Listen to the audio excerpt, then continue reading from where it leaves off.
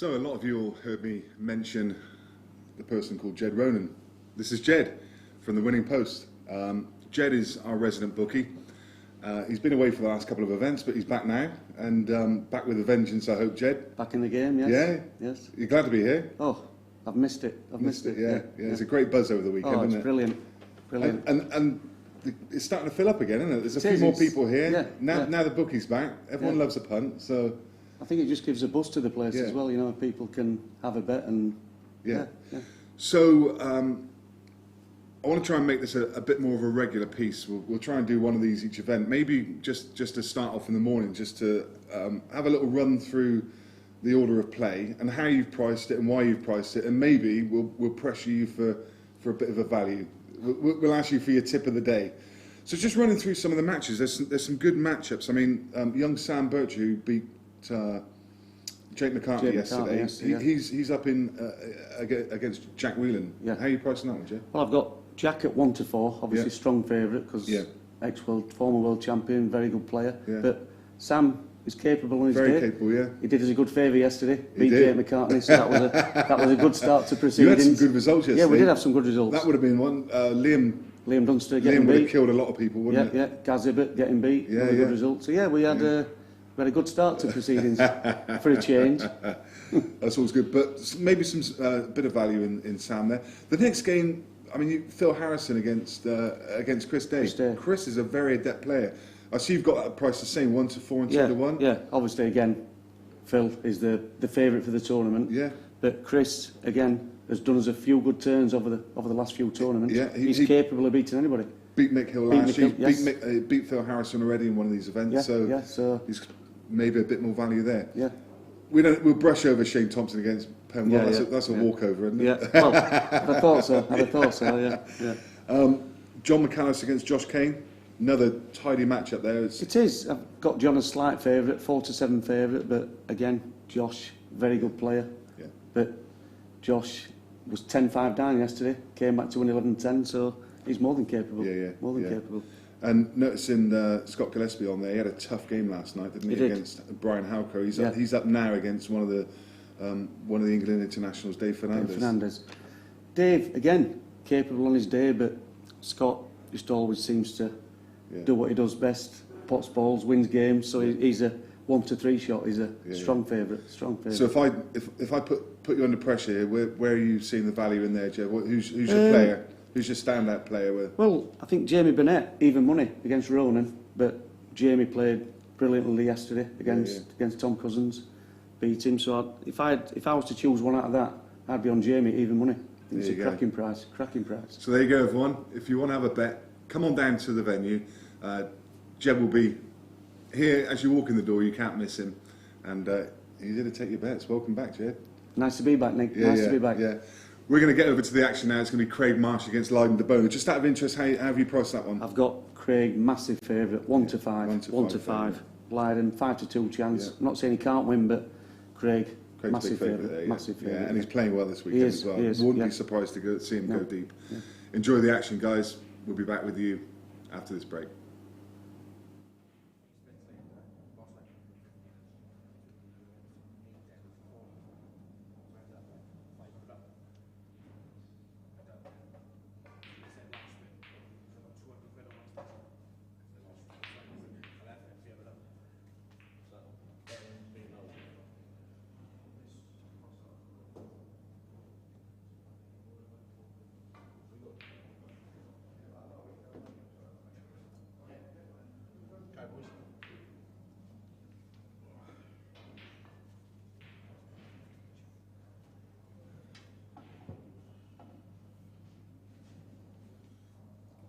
Boys. 3, 2, 1, lag.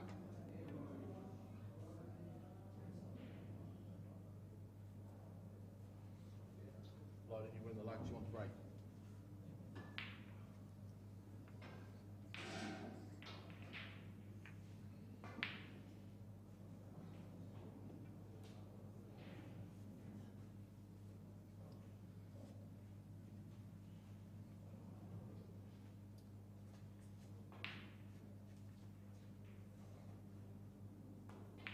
First frame, Lydan Debono to break.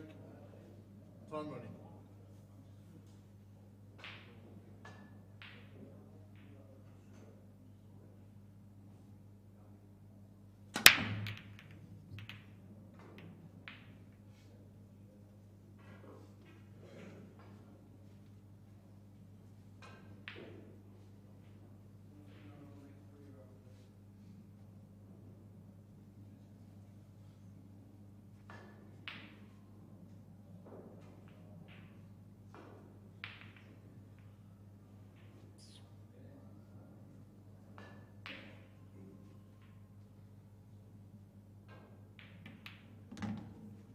Yellow balls in play.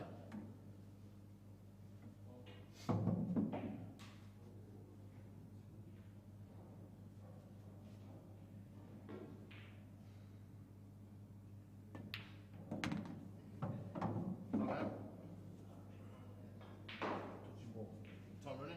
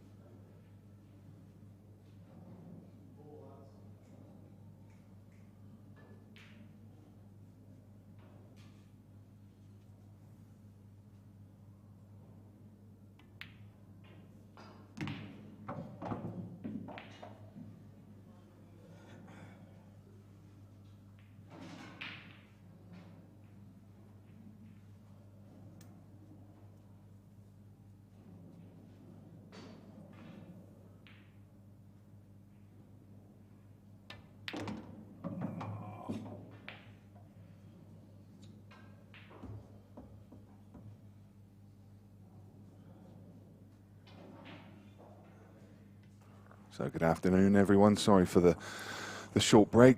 Just had to take a quick bathroom break, but we're back with the action, and some good action it is too. It's Craig Marsh. We haven't seen much of Craig Marsh over the events so far. In fact, fair to say that Craig's probably not had the best of showings in the events he's played. He's not gone super deep. He's playing against the young Maltese man in Lydan Debono. I'm joined on commentary by one of the legends of the game, Brian Holcrow. Good afternoon, Brian. How are you? Morning, Nick. You all right, mate? Yeah, I'm very good, thanks. Yeah, nice to... Me and the big man finally in the commentary. We've never commentated before, have we? Nah, I think we'll do a good job, won't we? Yeah. Have you got a bet on this match? Have you picked anyone? Do you know what? I haven't. Because I have. I had a quick race around, because we just had the bookie in here for a quick chat, and I've not had a chance. I had a quick look at the prices and picked a couple that I like, but... there's some good matchups in this round, isn't there? I think there's some great prices on these next games. I've put a 4-timer on. Yeah. And I've got Gillespie at 1-3, Marsh at 1-5, Harrison at 1-4, and McAllister at 4-7. I think they're all got winnable games. Yeah, I've stuck 20 quid on there, but the Yeah. last time I put a bet on like this, Phil Harrison, 1-10 against Darryl Whitworth. When he came through the loser section, he knocked my bet that day, you know. Oh, Can you dear. believe that? I says, Phil, how could you do that to me? 1-10 shot, man. So let's hope the bet comes in. But according to the game here, I don't know much about Lydon. I know he was last 16 in the World Championships this year. Yes, yeah. The World Championships. So the kid can obviously play, like. Yeah, good young player. And not here to make up the numbers. As a small contingent that are travelling over from Malta to play in these events. Fair play to all the people who are travelling, like, and then Amazing, isn't it? like Jake, Australia, It's Maltese incredible. fellas, you know, Morocco. Moroccan lads. It shows like they're willing to put the miles in to support the game, eh? Yeah, yeah. And just to be part of a great event as well. It was interesting, it's the first time we've done a little piece with the bookie, and we want to try and make it a bit more regular, just to get his thoughts on the action and try and understand, how he prices a book and who he thinks is his favourite, and how that changes through the event. So it was good to get Jed in there. It was. I think a lot of these games as well, like, you might look like you've got a favourite on paper, but it's pretty much on how the balls develop each frame. Brian, I mean, we think we know this game. We think we know this game. You know, I mean, I follow pool, and I watch probably more than most people, and you think you know something about it, and then you put together a little four. It's the hardest thing in the world to get 4 players up on an accumulator. Well, I've done really good on them bets. You know, I've only lost 1 bet. Have you?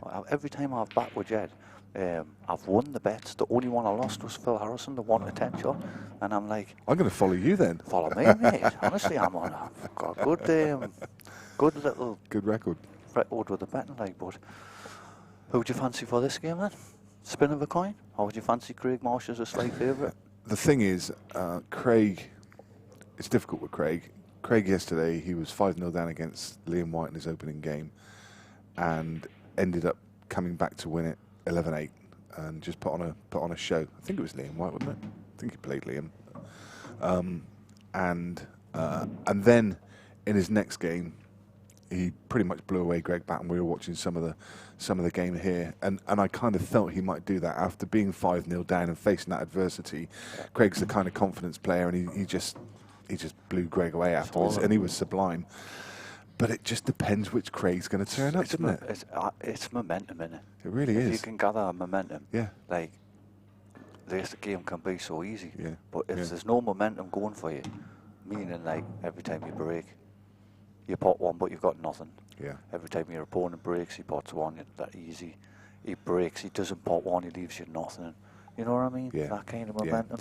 Do you know the thing that might be the difference here as well is this is, I think, it's the first time that Lydon's played on the main arena table, and it's a different environment here, isn't it? Different, isn't it? You know, out there, it's not just like a 1-camera setup. There's cameras pointing at you from every direction, and you notice it, and it's quite intimidatory, isn't it? It's, you know, it can be quite a difficult environment to play in if you're not used to it. I can tell you a story about cameras. Yeah. Do you know, years ago, this was on Sky Sports, a long time ago, under the world rules. And my first time on TV, right, I played Mick Hill in South Shields. Yeah. Well, I'm from South Shields, you know what I mean? I couldn't ask for a better place to be playing the game. And Mick won that match 8-1, right? And all I did in that game was look at the cameraman. I wasn't even looking at the table, you know what I mean? I was looking at the cameraman, right? Thinking, I can't believe I'm on TV, blah, blah, blah. I forgot all about the pool. So I got whopped anyway. I lost 8-1, but Mick played really well. So I come off the table, and then the next event I qualified for TV again, right? Yeah. And from losing 8-1, I had bumped into Chris Mallon. And I said to Chris, listen, I went on the TV last time, right? And all I did was look at the cameraman, forgot all about the pool. He says, Bri, forget the cameras there, right? And just play the table. And you know, that day I made history that day, you know. Yeah. I played a fella called Cedric Soubeville, French guy. Yeah. And I won 9-0 on the TV. Wow. I was the first player ever to win 9-0 on the televised tournament. But if I could give any tips to anybody, would be same as what Chris said to me. Just try and forget the cameras on there. Just forget they're there, Because you think you just put extra pressure on yourself.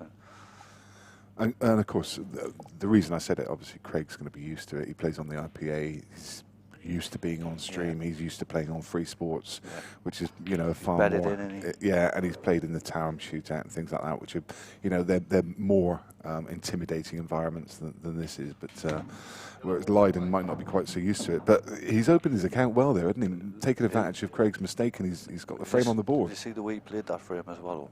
He didn't go rash. He didn't go crazy. He played percentage shots. Whereas if he was going to miss the pot, he wasn't leaving a shot on, you know what I mean? But if he makes the pot, you can continue to get the dish. Yeah. And that's why he done that last frame. He played box clever. This is not going to be an easy game for Craig, this, like. Yeah. And you see these shots here with the triangle.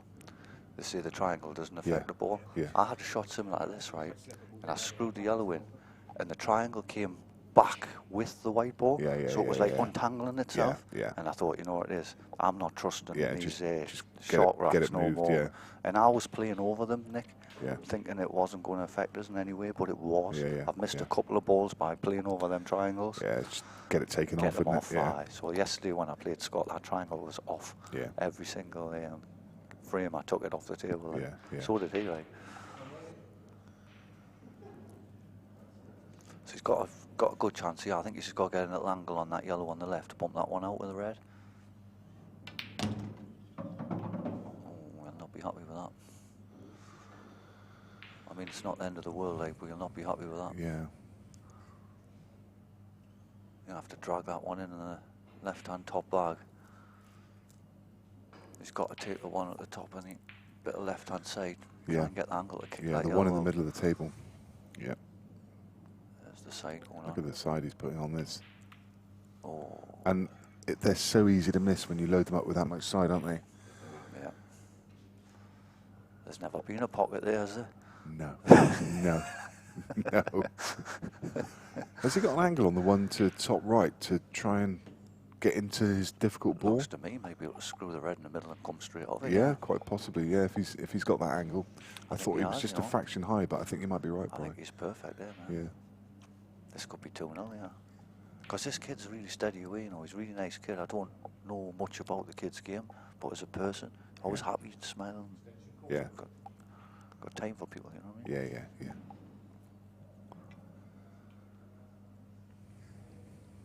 So just trying to work out the plan. I think if he screws that back, you kind of feel, can't he? He's going to be Yeah. on the one on the top, The one at guaranteed, the on the top, one yeah. in the middle. Yeah. That's what he's doing. I think he's been a little unlucky there, you know. He's got it out, like. Yeah. But it's going to make his work a little bit harder. He's got to get on that red at the bottom, which goes to the bottom right. Yeah. I mean, it does go to middle, but he needs to be straight on it, doesn't he? Take the one in the middle here. Yeah. And come back across the table. One on the top right. Drop the one in the centre, and then Yeah. guarantees you a shot in the red in the corner. The one below the black, yeah. So top right first. Now he's got to be more He's going. pinpoint this way, doesn't he? Yeah. I think he's lost. I think he's lost the cue ball there, you know. Yeah, I think so. He's too high on this one to... It's what he's going to do with this one on the left now, isn't it? That's the ball. He's got to land somehow perfect on that. Is he looking for the double? I think he is. You're right there, aye. Yeah, I think Well, he's even if he looking at knocks the a double double now. in, he's still not guaranteed, is he?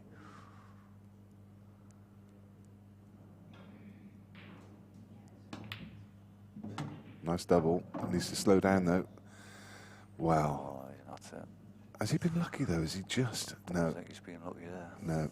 I wondered if there was just a tiny gap where he could just If there had just been, he play could have across just the cube. Yeah. just played across the eye, but Yeah. don't think you can get away with that shot now. No, It's a bad error, isn't it? it really is, yeah. Saying that, I can't talk about errors after the two I made last night. Honestly, God, I could have strung myself up last night. I played so well in that game. I'd not missed a lot of... Oh, he Wow. could get it, though. He's played a great shot there. Didn't for the life of me think he could get that, but yeah. So last night, Played a solid game, like 8 apiece. and you were playing Scott Gillespie, Gillespie, he's a great breaker, like, Yeah. absolutely awesome break. He's Yeah. brought 5 balls of breaking that. And like they're all going in at the same time. And I'm like, wow, what a break. Yeah.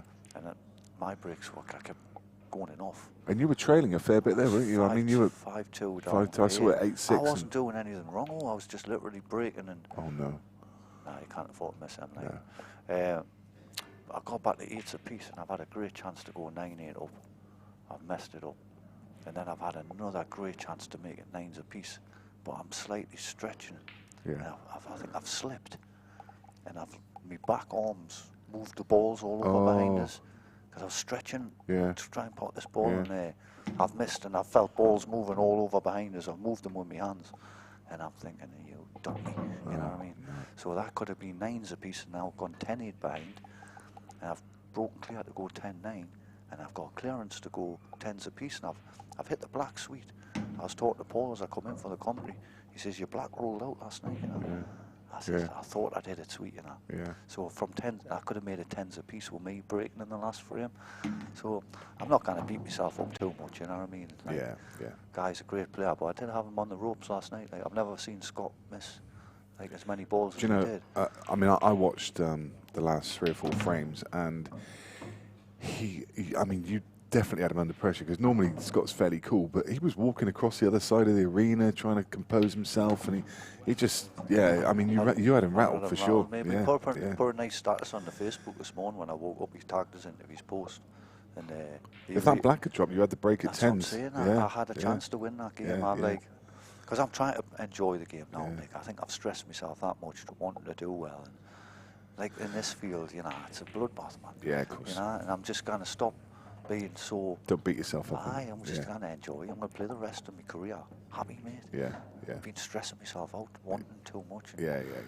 Just enjoy it, you know what I mean? I'm one of the old fellas now, aren't I? I'm one of the old timers. It's like, I ain't got no proof of it, my work's done, but absolutely. It'd be nice to just get a few results. And and I mean, you've played everyone in money matches over the years, haven't you? Everybody. I don't think you've played Mick Hill, you played Melling, you played Farnsworth, you played Selby. Played Cousins, Chilton, McCarthy, Morris. There's nobody you back down from, is there? Nobody. I'm being a bit more savvy now. Like I'm playing these champions, and what I've looked at is my score lines with these champions. Yeah. Like Farnsworth, I lost by 7. Chilton, I lost by 7.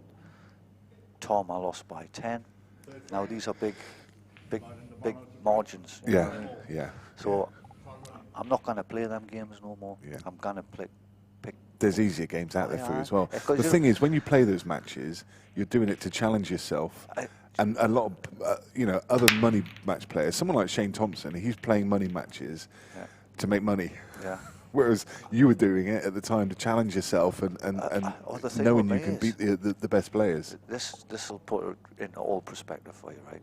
When you've played all them caliber players, right? How can you say no? To a potential next caliber player when you've played them all, you know what I mean? Yeah. It's just now I'm going to be more savvy. Yeah. I've got some great money games lined up in the Northeast against all Northeast lads who aren't world champions, you know, and there's a few of them booked in ready to play. Yeah. So I'm going to play them once. I had a game the other week against a guy called Kevin Rainbow, and I was 14-4 down, first to 20. I come back and won. Wow. 2019. It was a great comeback, like. But anyway, enough about me. Get back to the game. It's always good to hear, Brian. I'm just going to have a quick run around the scores from the rest of the arena just for the viewers. Jack Whelan's currently winning 3-2 against Sam Bircher. Phil Harrison 3-1 up against Chris Day. Shane Thompson 2-1 against Adam Penwell. John McAllister 3-2 against Josh Kane. Rob Warren 2 each with Carl Boys. Jimmy Croxton 4-2 against Harjeet Singh. Jimmy's playing well, isn't he? I watched him play last night. You know, he was playing Liam. Yeah, he beat Liam Dunstone yesterday. And Liam didn't get a shot from any of Jimmy's breaks. You know? No. He's that final he got to in the last event wasn't a fluke. No, I think he'll have kicked himself as well when he watched that final back, because at 10-8, he's played so well all weekend, you know, and he's got the easiest clearance ever. And he's got to drop a ball onto a ball over the pocket.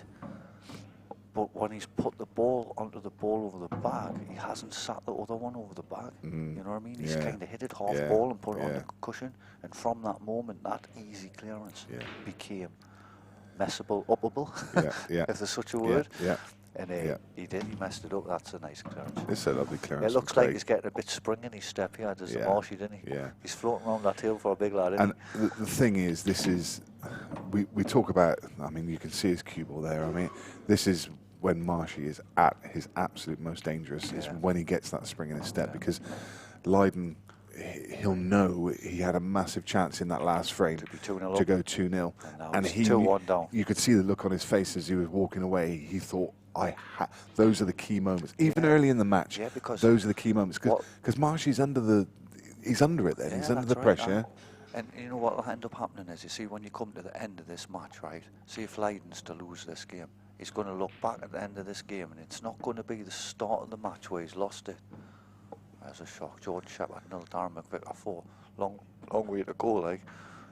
Scott Gillespie 2, Dave Fernandez 5. That's my bet, looking terrible. 4-0 for Darren McVicker against George. But Darren McVicker's really quick, isn't he? Oh, yeah, they're both really quick. There's nobody They're quicker both- than Darren McVicker. No, It's his not at nickname, all. isn't it? Yeah, he's quicker. There's nobody quicker. quicker than Darren McVicker. But He's, it's looking good, me bet, apart from Gillespie. Yeah. How is Scott's son? Pull your finger out. Adam Davis there, 3-1 up against Dom Cooney. Dom Cooney, of course, made the world final Yeah, recently, he's been didn't he? doing really well, hasn't he? He's yeah. a little dark horse, isn't he? Yeah, for sure. Look at that break. Oh. So, Liam White 2 each with Sean Story. That pretty much concludes our run around the tables. But yeah, Sheppy 4-0 down there. He had a late night last night. It looked a bit worse for Will when I left, because I was the last table playing. Yeah. And I left last night, Sheppy was sat at next to the front door. I says, "You're looking a bit worse for wear there, kid." Well, yeah, then we went to the casino. He's had a heavy night then. I can't do them casinos, me.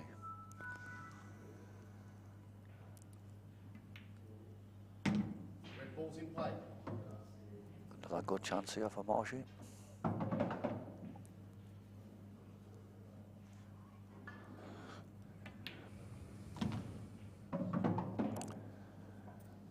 And as I say, I talk about so often games of fine margins.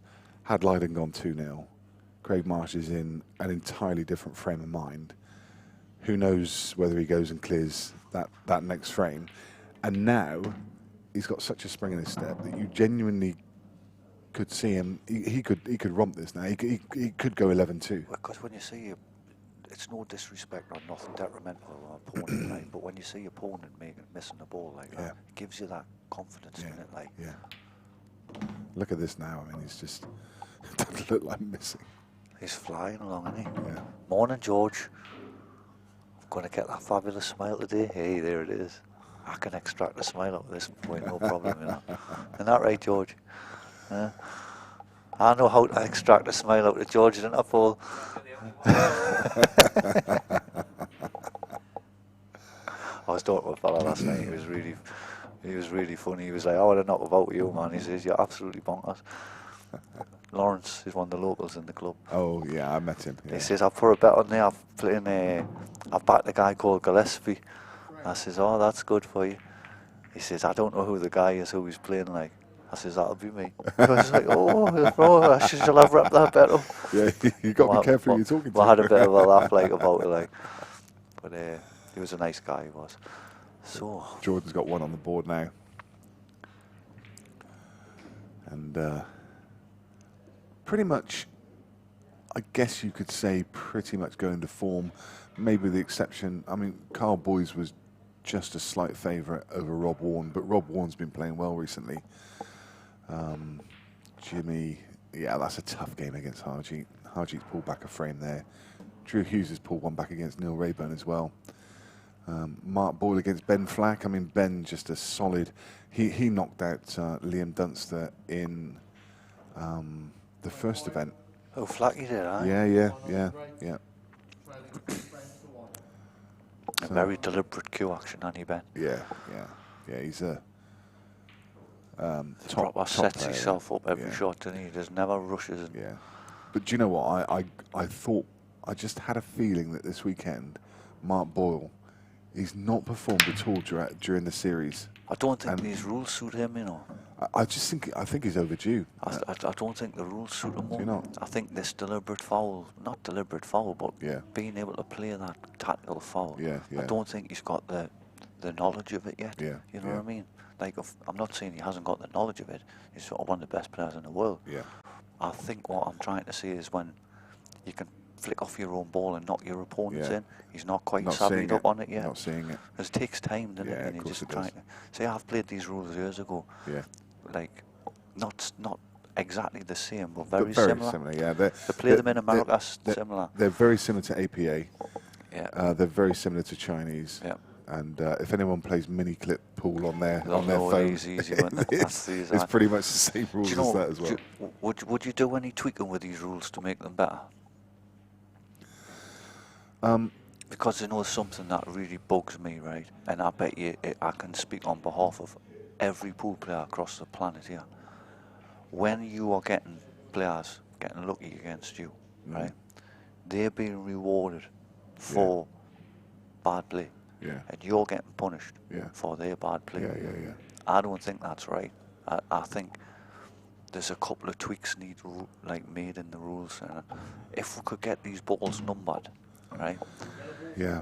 If we could get the balls numbered, call your doubles. Yeah. Call your skill shots. Call your skill shots. And all this crash bang walloping, right? I agree. I mean, I've had this conversation before, right? And while I agree with it, I find it difficult how to know how you can number these balls. I mean, you could have numbers on these balls and keep it the same, but aren't you then just going more towards like American pool? Not really, because I think what you'd be doing is you'd be finally taking the luck factor out of the game, and stop rewarding the lucky player, and punishing the player the player who should be coming to the table, right? A guy's missed, it's gone round the table, fluked it in the bag. You're up 1 minute, going to the table, next you dejected, back to your chair, you know. I know it's been discussed, and I know it's been discussed in depth, and I mean that is one thing. The other thing that I've considered, and I don't even know whether I like it or not, is the rule that they play in America. 3 fouls is loss of frame, because there are situations in this game where you can extract a foul from your opponent, and like he goes in off, but because of the situation on the table, because your balls are tied up, you get no benefit from it whatsoever, because you always have to be hitting your ball first. You've got to be patient. Yeah, so it's either the patience thing, or you bring in the American rule, whereby 3 fouls, if you extract 3 fouls from your opponent, it's loss of frame. Do you think that might open a lot more negativity up? You see where I think your rule could come in handy there. You're right. I see where your rule, I think, could come in perfect, right? There was an example with Craig Marsh's game last night, right? He had a frame where he's shouting the ref over, is this a re-rack? And he asks me, is re-racks in this? I said, I don't think there is, mate. There's no re-racks. And the position was, Greg's put his black over the bottom right-hand bag, but Craig's got 3 yellows down there, and they ended up pretty much like smothered on top of the black. Now, there was a gap there each time. That's where your 3 deliberate foul thing should come in, because Greg was not playing too close. You know what I mean? So I think that's where your 3 fouls would be. Stop that player deliberately missing type thing, because the player's deliberately missing. You know what I mean? It's a bit of a grey area. It is grey. And what I think you could do with the balls is number the yellows 1 to 7, and then number the reds 9 to 16. Is that right? Yeah, 9 to 15. 9 to 15. And then basically your doubles, right? I'm calling the 2 ball in the middle bag. So if it goes across and in the other middle bag, you don't get punished for it. You just lose your turn. You know what I mean? You shouldn't be rewarded, because it kills me, mate. I mean, I'm not the greatest player for carrying running the ball. I receive a lot of it against us, and it's drove me mad, Nick. It really has. And if they could do that and get that, maybe it's one rule set, you know what I mean, where we're all playing off the same hymn sheet type thing.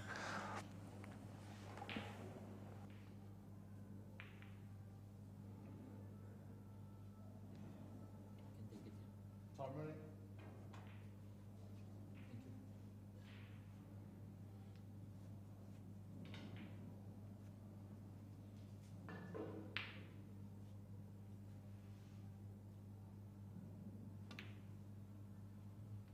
Yellow balls in play.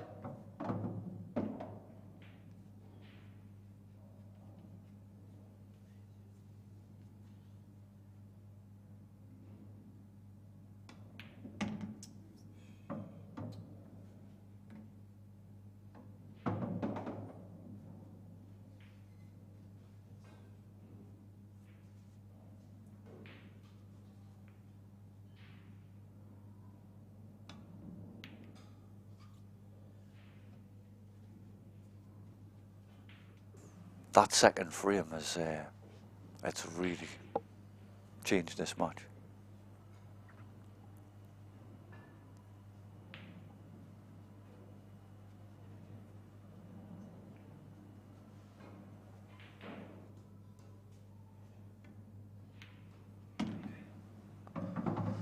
was some shock first round results yesterday, wasn't it? Yeah, for sure. With The Dunster went, Cousins. Chipperfield went, Cousins went, Singleton went. I think Callum plays Liam. I think, oh, what's happened there? Did you see that there? He said it that hard, it's bounced off the cushions and came out. Getting away with it, I think. We've got to play a difficult plant here.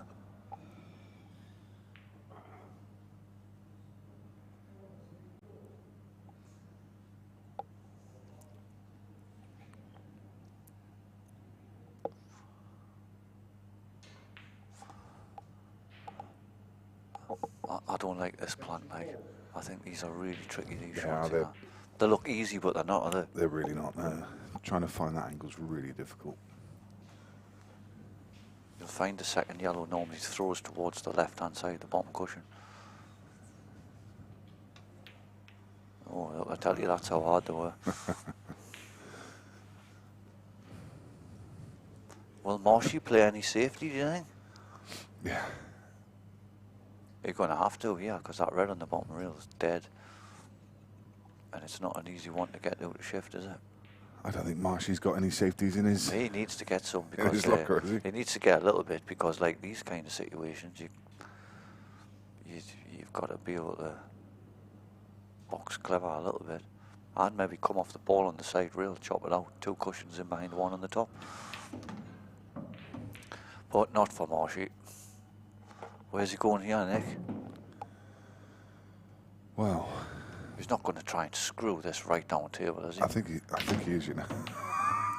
It's just audacious, isn't it? It really is. It's just lunatic, isn't it? Cue ball still spinning. Oh, now you might have to stick a safety in, son. How you can do it. Nah, not He's for not me. going to. There's no chance. Oh, Oh, well, Sammy. Oh. Oh dear, he's in off. that's why he doesn't play safe, yeah? He just try to play safe cards and all.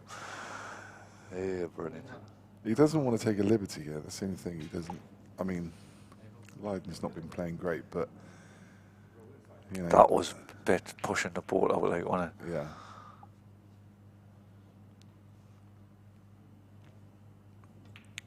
As I say, he doesn't have a safety in the vocabulary. Jack Whelan 4-3 against Sam Bircher. How's Gillespie doing? Gillespie is 7-2 down. Oh, great. That's fantastic. 7-2. must Dave be. Fernandez is flying there. Must be flying. That could be my bet bust. Jamie Burnett 3-2 up against Ronan McCarthy. He's coming in, he's starting to learn the game, Jamie. Really is. Really is. Adam Davis doing what he does. 4-1 up against Dom Cooney. Tough opponent, Adam, isn't he? Yes, I played him in one of them. I got a good result against him, actually. Like, it's the first time I ever wore a glove. See that sticky conditions outside. Oh, yeah, yeah. I've never been an advocate of gloves, man, ever. Yeah. I think you look like I'll not say it, but you can picture the planks. But I tell you what, is that room outside was that sticky last year. I literally could not get that cue through my bridge hand. You know? It was hot, wasn't it? It was literally, it was going. I thought, Just sticking. I couldn't even cue me. Yeah. I must have been the only pool player in this room that couldn't even cue a ball, never mind pot one. And I thought, you know what it is, I can't keep playing like this. Like, no. I'm just coming a long way. Petrol, hotels, entry fees, Yeah. and I can't even queue. Yeah. I'm going to have to do something. Yeah. I'm going to have to wear a glove. And the first time I ever wore a glove was against Adam Davis. And I went 9-1 up, and I've never queued as smooth in my life. And do you know now? I wear a glove constant. Every time. Every time I wear a glove, even in practice now, get used to it. Yeah. But I tell you where the glove can hammer you. See, when you're playing off the cushions, Yeah. that's when I found who's brought up. That's Lydon's gone straight in off. Right, can I ask a question on the ruling here? Do we play down table? Or is that not a ruling? Play down table. Yeah. I mean. See how he's gone in off the break? Yeah. You can't place it anywhere on the table, can you? behind the line. Yeah, and you can pop the red over the top. Oh, of yeah. Because some rules make you force you I down know. the table. I you know. what I mean? remember those rules. And I wasn't sure if that was happening in here or not. No. So I can put that one to bed now. Yeah. Foul. Now Dave Fernandez 8-2 up against Scott Gillespie. I think I'd kiss that money goodbye. Adam Davis now 5-1 against Dom Cooney. And Jordan Shepherd's fighting back. He's now trading 5-3. Balls in play. So yeah, that's it. He's pulled his finger out, hasn't he? Yeah. Jimmy Croxton's 6-3 up against Harjeet.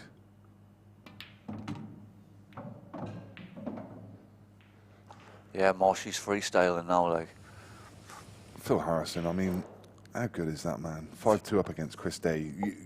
Every time I see a Phil Harrison game where he's got a potential banana skin, like you look at him like players like Chris Day or, you know, Jimmy Croxton, whoever it might be, you think, oh, yeah, he could lose here. It's too strong in the tooth. It's too experienced. I love it when he shakes his head and he's perfect. It creases me. I say, come on, Phil, you're perfect. There's no need to be head shaking.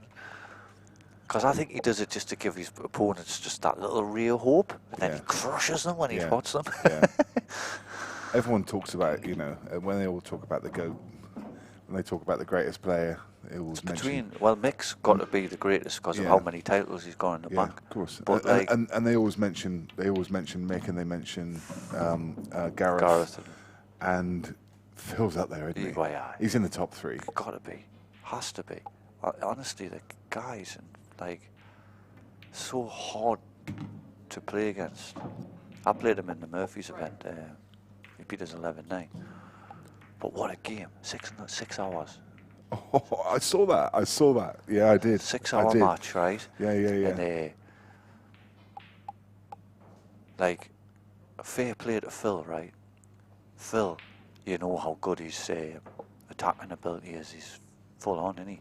But he's also got a great tactical game as well. But just to put that into context, that's a race to 11, isn't it? Aye. So that's 6 hours. 6 hours. And I tell you what, it was one of the best matches I've played in. Yeah. It really was, because we had one frame, right? It was so funny. Jordan Shepherd started his game, right? Jordan Shepherd finished his game, and we were still on the first frame. Never. 11-0, right? Jordan won. And we were still on the first frame. And that's true, that. Incredible, isn't it? And that's playing black ball. The black ball. And that's the more attacking. Because Phil wasn't. Phil wasn't.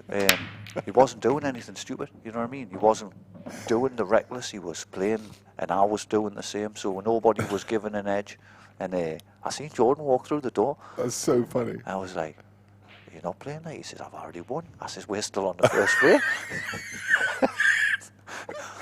Had the organiser coming in saying, "However, are you slowing the whole thing up?" I says, "It takes 2 to tango, right? Can't put it all on me, mate, because I get all the flack for it." You know what I mean? That's amazing. 11 frames, 12-1, because he runs around the table, Jordan, doesn't he? Literally. 5-3. All my bets winning apart from Gillespie. Yeah. I missed a few balls against me last night. Like, I was really surprised, like, because you didn't normally see the guy miss. He's such a good potter.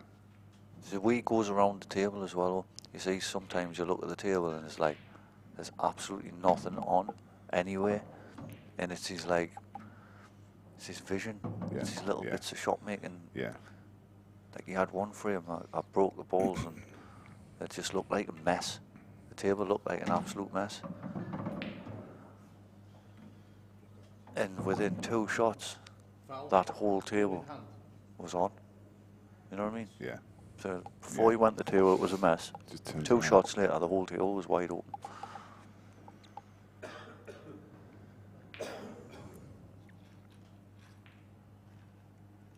What was the Shane Thompson score?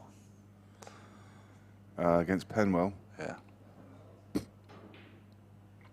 Shane is 5-2 up. couldn't get a bet on Shane there. No, no odds.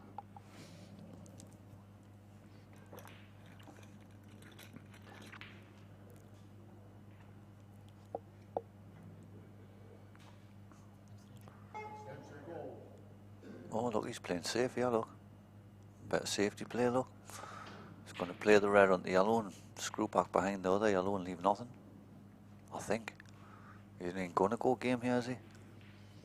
No. Nah, he's playing the tactical there. Maybe it's a good shot to play, like, because he's got a couple of... Clever little shot, for sure. It's good vision to see it as well. That's it, great shot. Played it well.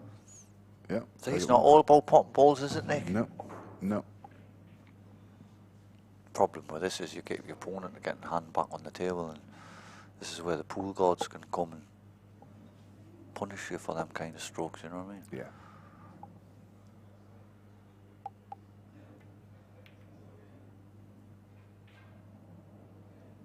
Oh, she's not going to fudge in, look.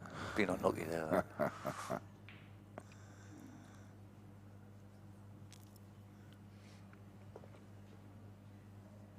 Ian Thompson saying hello to you and happy that he's got a Geordie to listen to because he can understand what he's saying. He's from my end, I think, isn't he? He can't understand my Somerset. Yeah, I can understand it. I think the Geordie accents are... oh no, dear. What's happening here? What's going on here? Oh, little hand in the air though. Yeah, he's had a bit of form, as they say, yeah? Yeah. But does the top one go above? Might be able to squeeze it off the cushion off the ball. Yeah, and then it opens up everything, doesn't it? As well as opens the pocket. Problem with this, he's got a hold for the red, the other red. Yeah. He's going to have to hit this hard. He's going to have to screw this, I think. Yeah. Yeah. Great shot. Yeah. Oh, he's had a nice bump as little well. touch as well. Look at that. Oh, just needs that to hold though.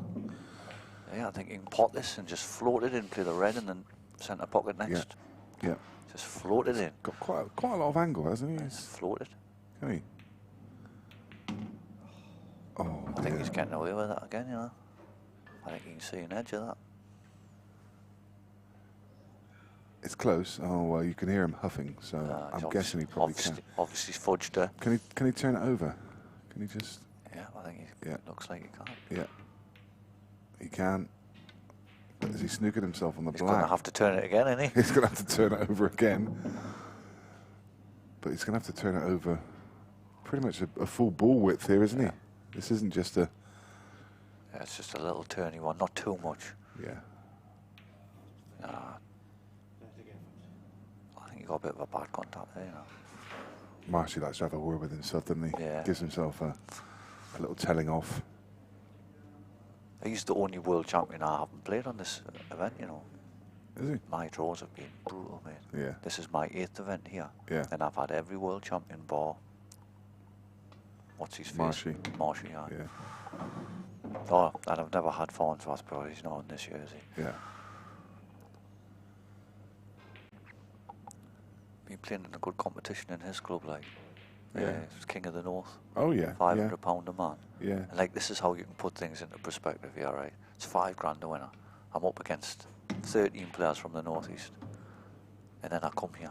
Yeah. For the same $5. I'm up against the cream of the cream. Yeah. So I know where the value of this is. Yeah. Like, But it's nice to keep challenging yourself as well, isn't it? well, do you know what I said to my mate yesterday, right? I said, see, coming down here now, I've had some really tough draws, mate. It's been like hard, you know, when you're pulling Micks and Toms in the first round. You know, it's like there is a few easier games out there that you'd like to get yourself going, off and running. But it's the pleasure of playing them in it. Great shot here, man. Just stop this dead, get close to this, bump the yellow off, push it next to the middle bag, get the fudge. Get the snooker. So next time, even if he hits the black out, the snooker, the yellow's over the back. Yeah. Another inch of pace, he would have probably tried to move the yellow, wouldn't he? But it's just finished too straight. He's tried to force it. He's tried to force it anyway. Now he's got to make this pot now, wouldn't he? Yeah. You know what I mean? So if he played the other shot, a little bit of safety. Yeah. Brings the ball into play. I think it crossed his mind as well because he actually said to the ref that it wasn't frozen. It wasn't frozen. So you've seen that shot, you know. I mean, even if he hangs this here, Craig's just going to put the black on top of it, so... He's going to have to land it. And, oh, that's nice. Well, that's nice. Yeah, it's about is about as nice as he could have left it. You just float this up here, didn't you? Yeah. Table's been playing pretty generously with the new cloths on it as well. So yeah, I think the pockets are very forgiving. Like. yeah.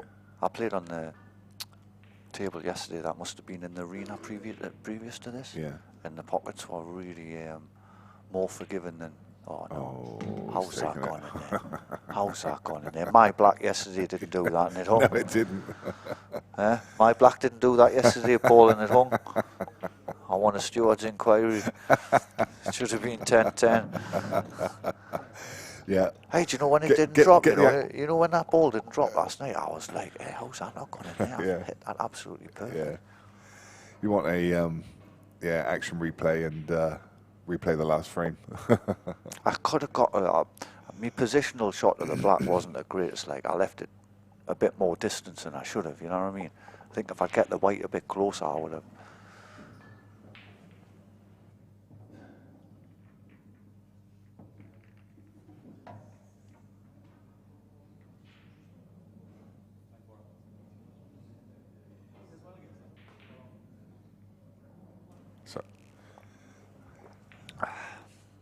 So can the people at home see this as well?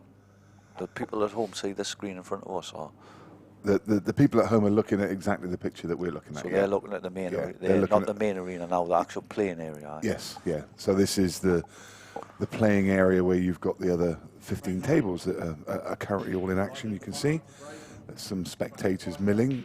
Just to the right of this picture would be the bar area. Yeah.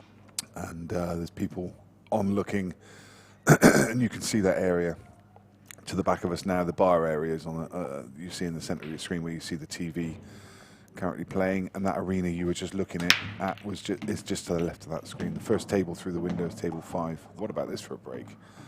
If you could bottle that and sell it, you'd be happy, wouldn't you, Brian? Oh, you'd make some money. Honestly, my breaks are horrendous, man. I had the first 4 breaks yesterday, the first 3 straight off. Screwed the white straight in top back, all 3 breaks. And then you've got Gillespie crunching 5 at a time. I'm like, this is great. This is no player of this calibre, and you're handing the white to him every frame. Can it wait? Yeah. First time I'd ever played Scott yesterday. A nice kid, though. The match was played in a really good spirit. He is a good kid, yeah, for sure. Yeah, I got a lot of respect for Scott. He's really came up the ranks, so in the last couple of years. Incredible. Like from nowhere, really, a bit like Dunster, hasn't he? Yeah. Dunster's like seemed to have stepped up a level. Yeah. And you mentioned Jamie Burnett earlier, and him and Scott are good pals. They're practice partners. I think once Jamie learns the pool shots, I think he's going to be a real danger. Isn't he ever? Because once he's clearing the balls up from that snooker background, you don't miss a lot. Yeah. You know what I mean? Yeah. And I think, see, another thing, coming from a snooker background, right? See, if you're a pool player and you're a pool player only, like myself, I've not come from no snooker background, just being strictly pool. Yeah. When you're playing snooker, you're playing a lot of angle shots in and out of bulk, and you're taking that white around the table a lot, aren't you? Yeah. Whereas pool, you don't look to do that. You don't look to do that, do you? You don't want the white travelling here, there, and everywhere. No. So, if you're from Shortest a snooker, distance. if you're from a snooker background, these travelling of angles, multi areas, are good for you. Yeah. And you can come and use them on a pool table Yeah. because of your snooker knowledge. Yeah. But doing it as a pool player is something you stay away from. Of course, yeah. Because the less distance the white has to travel, the less chance you've got of making a mistake. Yeah. Isn't that right, Nick? Yeah, absolutely. I mean, I call it economy of cue ball. Oh, jazz. Getting fed.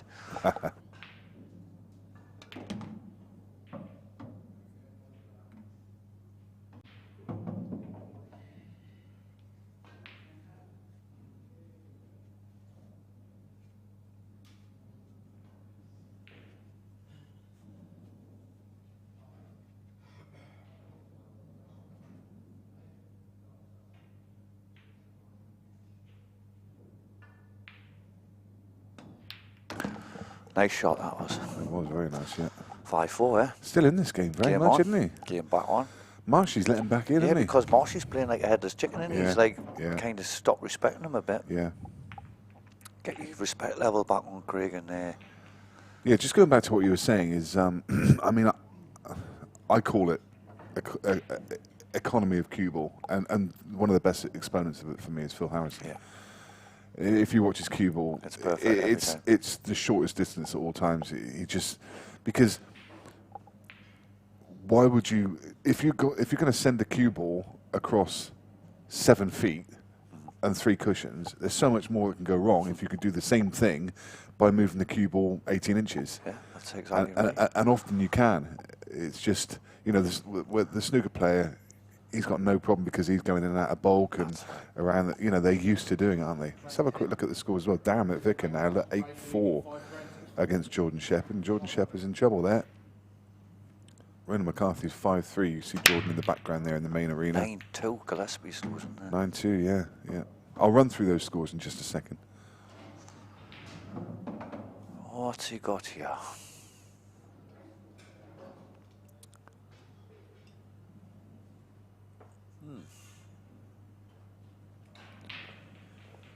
Probably Reds, I'd imagine. Yeah, would you say, Nick? I think so, yeah. Slightly easier. Yeah. I like about the rule, see what I like about the rule in here. When you break, you can't put a colour on the next colour. Yeah. I like that. Yeah. The other thing I like is the black coming up. Yep, I like that rule too. If it goes down off the break. I think the only thing I do really like about this game is the look factor, mate. Yeah. I think if you could do something with that. But like, Which is the same in if blackboard, you isn't flip it? it a wheel, see that look factor, does that not make for the game as well? Yeah. You know what I mean? Seeing people getting them flukes and, You you know what I mean? As a player, you don't want to see it. No, but as a But as a watcher- viewer, and in a lot of ways, I mean, we're all quite selfish as players, and you know we feel we've got the divine right. But if you think of snooker's a massive spectator sport. You know, there's people that have never picked up a snooker cue before that enjoy sitting and watching snooker. And when you're considering this game, and it really depends on what you want for the future of the game. Do you want the game to remain where it is, or do you want the game to go into a mainstream and make it viewable by everyone? And if it is, then you need that excitement, and you need that thrill, and you need that, you know, you want to see people missing balls, and you want to see mistakes, and you want to see luck, and I think that's and that's part of the excitement of the time as well, isn't it? Because everyone's under pressure from the clock. Yeah. It creates that drama. Well, it seems like you've just got headless chickens running about on Yeah. that, Tom. The only Yeah. one I've seen who seems to play them rules correctly is Liam. Liam, yeah. He's, Yeah. honestly, that young Still kid, manages to find time. that young kid looks like he's still got more time in the bank. You know what I mean? He still looks like he's got like time in reserve. Yeah. Because I played in it a couple of weeks ago in I know. that shootout, and honestly, it was totally different. Like, Yeah. it was so. You didn't even have time to think, basically. You know what I mean? 15 seconds. You're not putting your pattern together, and you're not looking like, right, where am I going here? You're literally taking it from what you've got, you know? Yeah.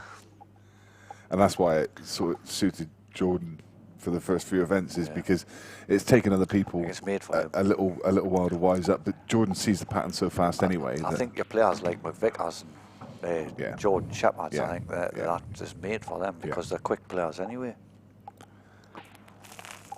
Yeah.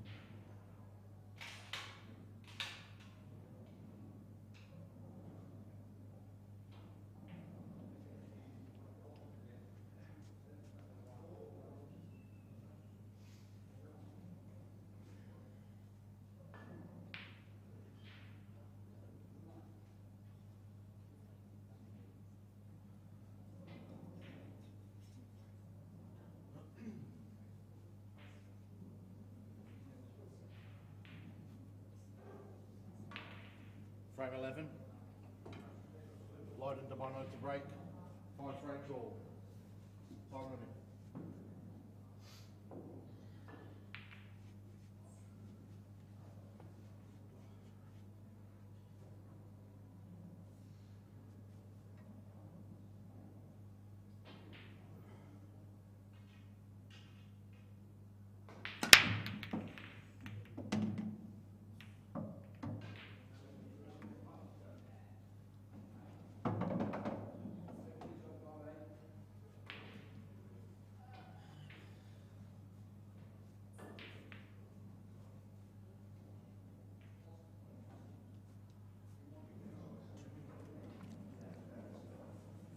So 5 each apiece now.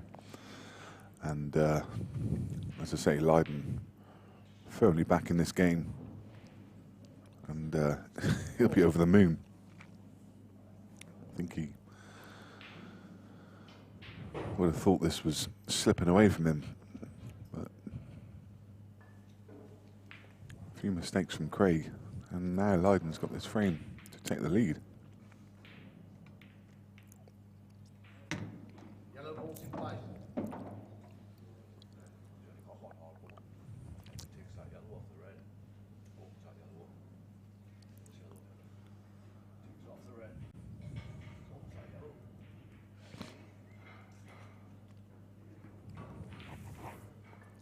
Don't know if you saw the scores a second ago, but Scott Gillespie losing 10 frames to 2 against Dave Fernandez will be a shock to some people. Darren McVicker just had an easy clearance to go 9 frames to 5 against Jordan Shepherd, but missed it. And that game's now 8 frames to 6.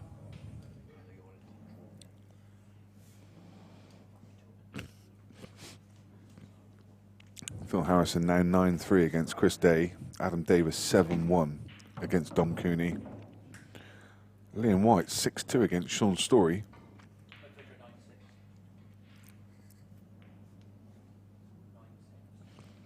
Darren McVicker's just won the next frame and he's now 9-6 against Jordan Shepherd.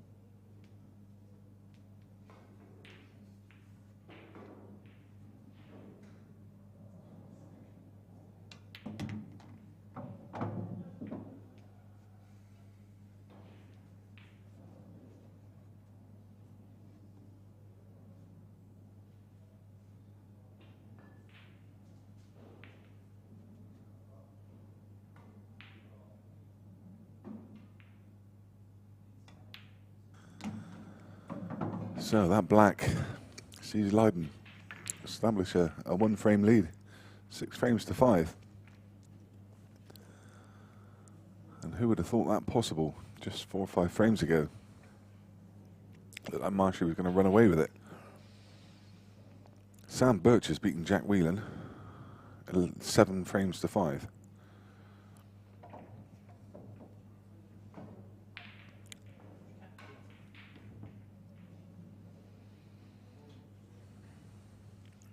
Ronan McCarthy now just starting to stretch out a lead against Jamie Burnett, the wily old campaigner.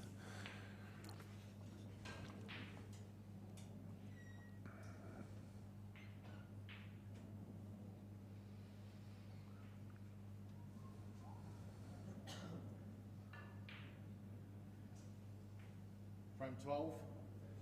Craig Marsh to break, trailing 6 frames to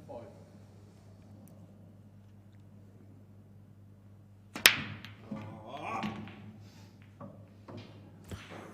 You heard the, sorry we missed the break, but you heard the growl of frustration from Marshy as he drilled the cue ball straight in off. He is not a happy camper at the moment.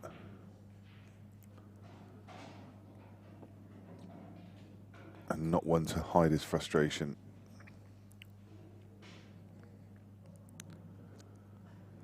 If Marshy's not happy, then everyone will know that Marshy's not happy. Extension call.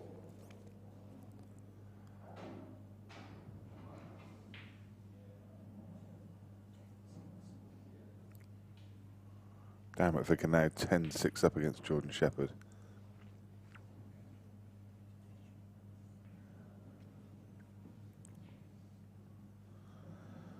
Just clearing for fun at the moment. Very dangerous player is Darren.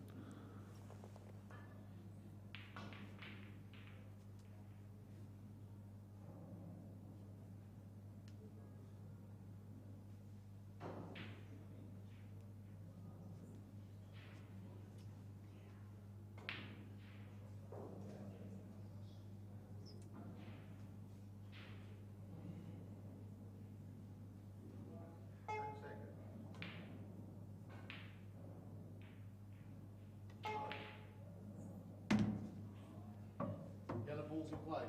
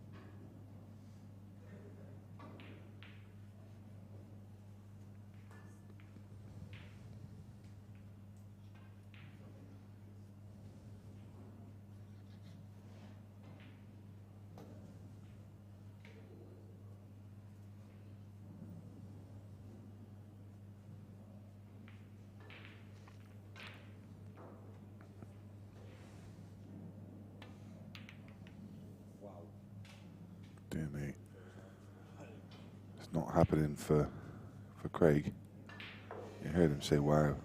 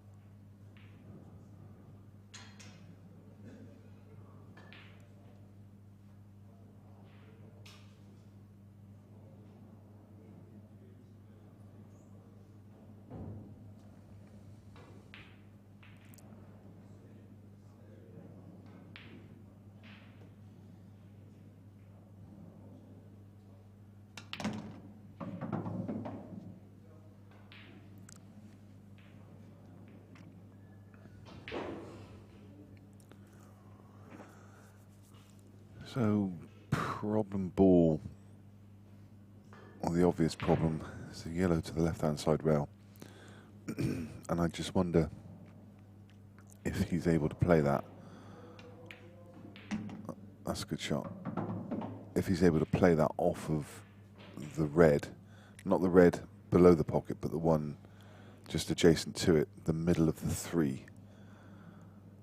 I think he can. I think that's in the perfect place.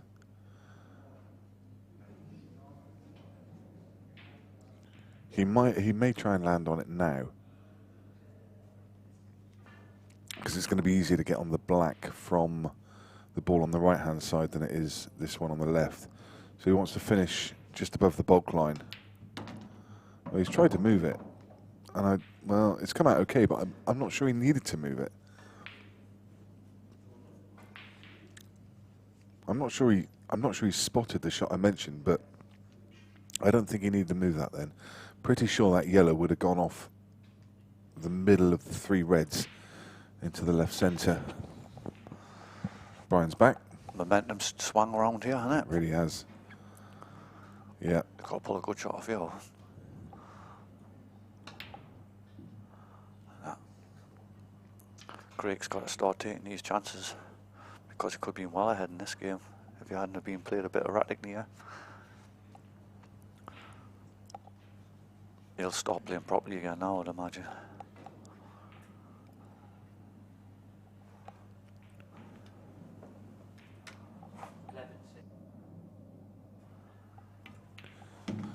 Jordan Shepherd game's now over.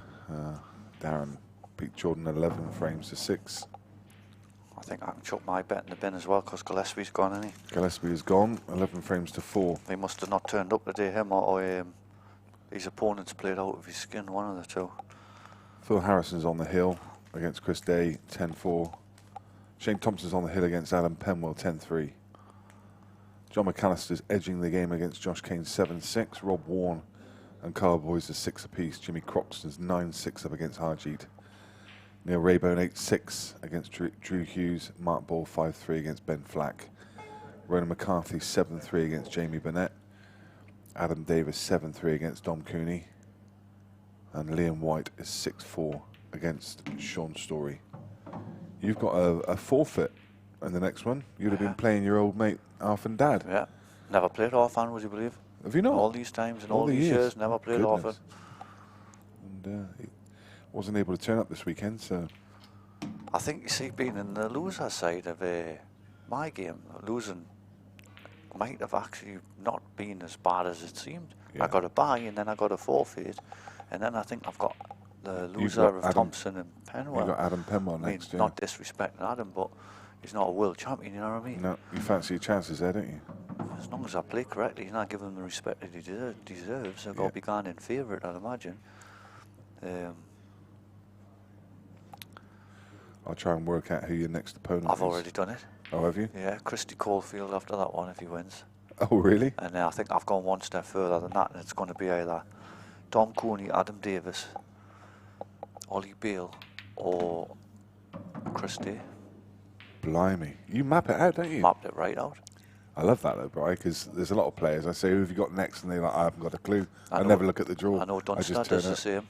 And Yeah. I know Gillespie done the same last night, because we talked after the match about it. Good preparation, though, isn't it? Well, it's like, you know, like, Oh my don't get us wrong, you've got to respect all these players, but there is a couple of players in here that are kind draws. I'm not going to say no names, but there's a few kind draws there. Yeah, Adam Penwell.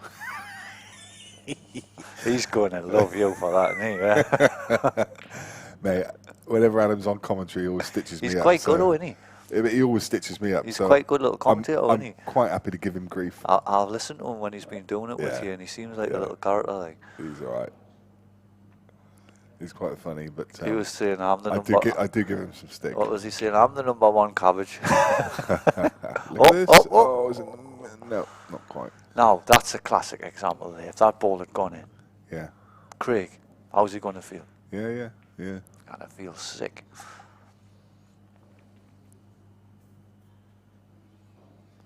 So we're looking at 6 apiece here. Yeah. We've got to roll this in. My wife's sending me pictures. Is on holiday? No, we live fairly near the coast, so Looks like a broad. they've just gone down there for the day. Looks beautiful. What a beautiful day that is. Yeah. The kids playing on the beach, down in Burton Bradstock down on the south coast, and it's looks like a stunning day. It wasn't too nice driving here yesterday. Horrible, mate. Ah, it looks lovely. Looks like a broad, doesn't it? Yeah. Bonnie England. So 6 apiece. Yeah, for people who, I mean, you're,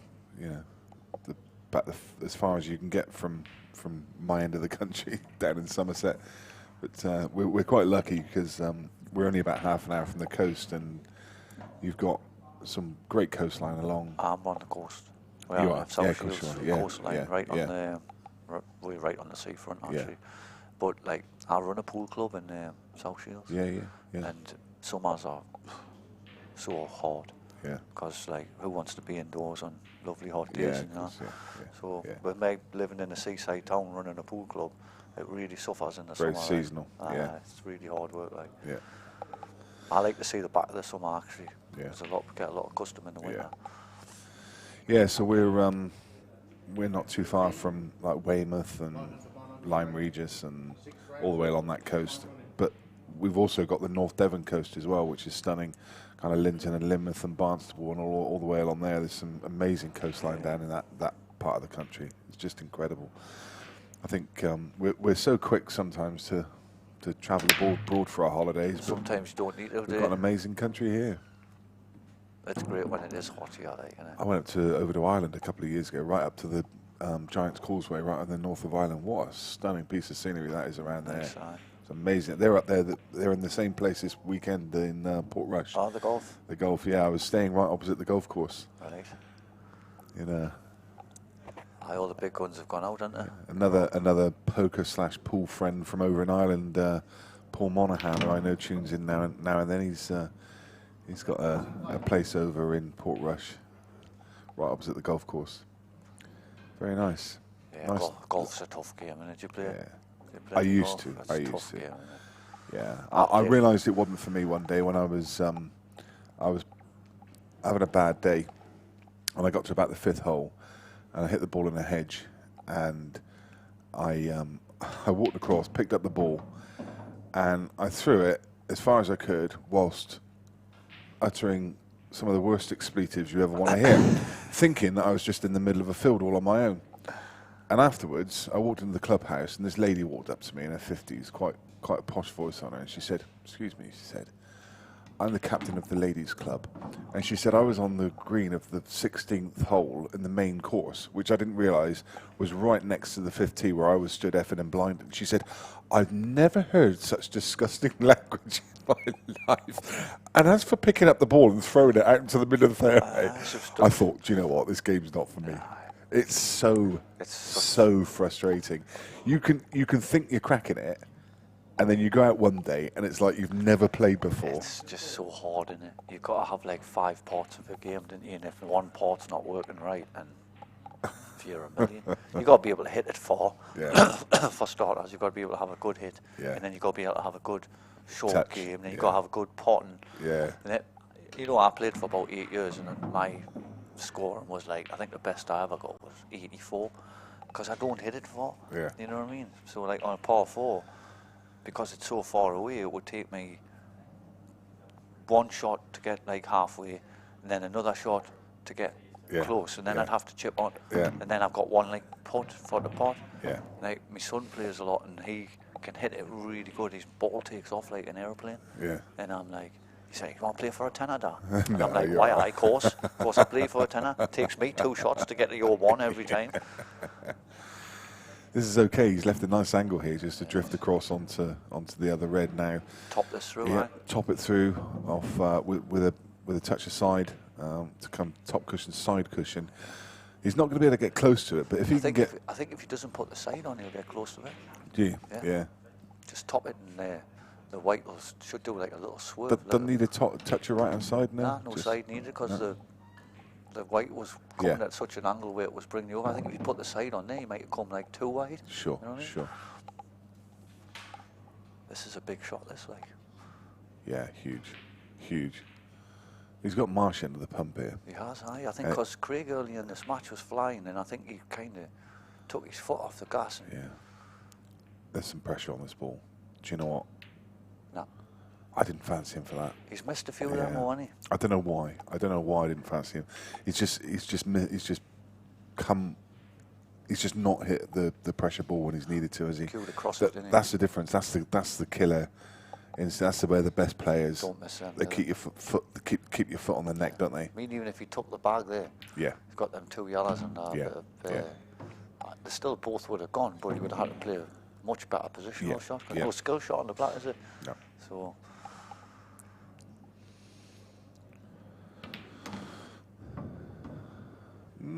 Didn't flick it as much as he would like to, and now I think he's probably going to be forced to double that, but he won't be able to double it off this shot because he won't leave himself on the yellow above it. Did these both go, or is there just one of these go? I think there's only just the bottom one. It's only the bottom one goes, yeah. How about chop this in and come twice across?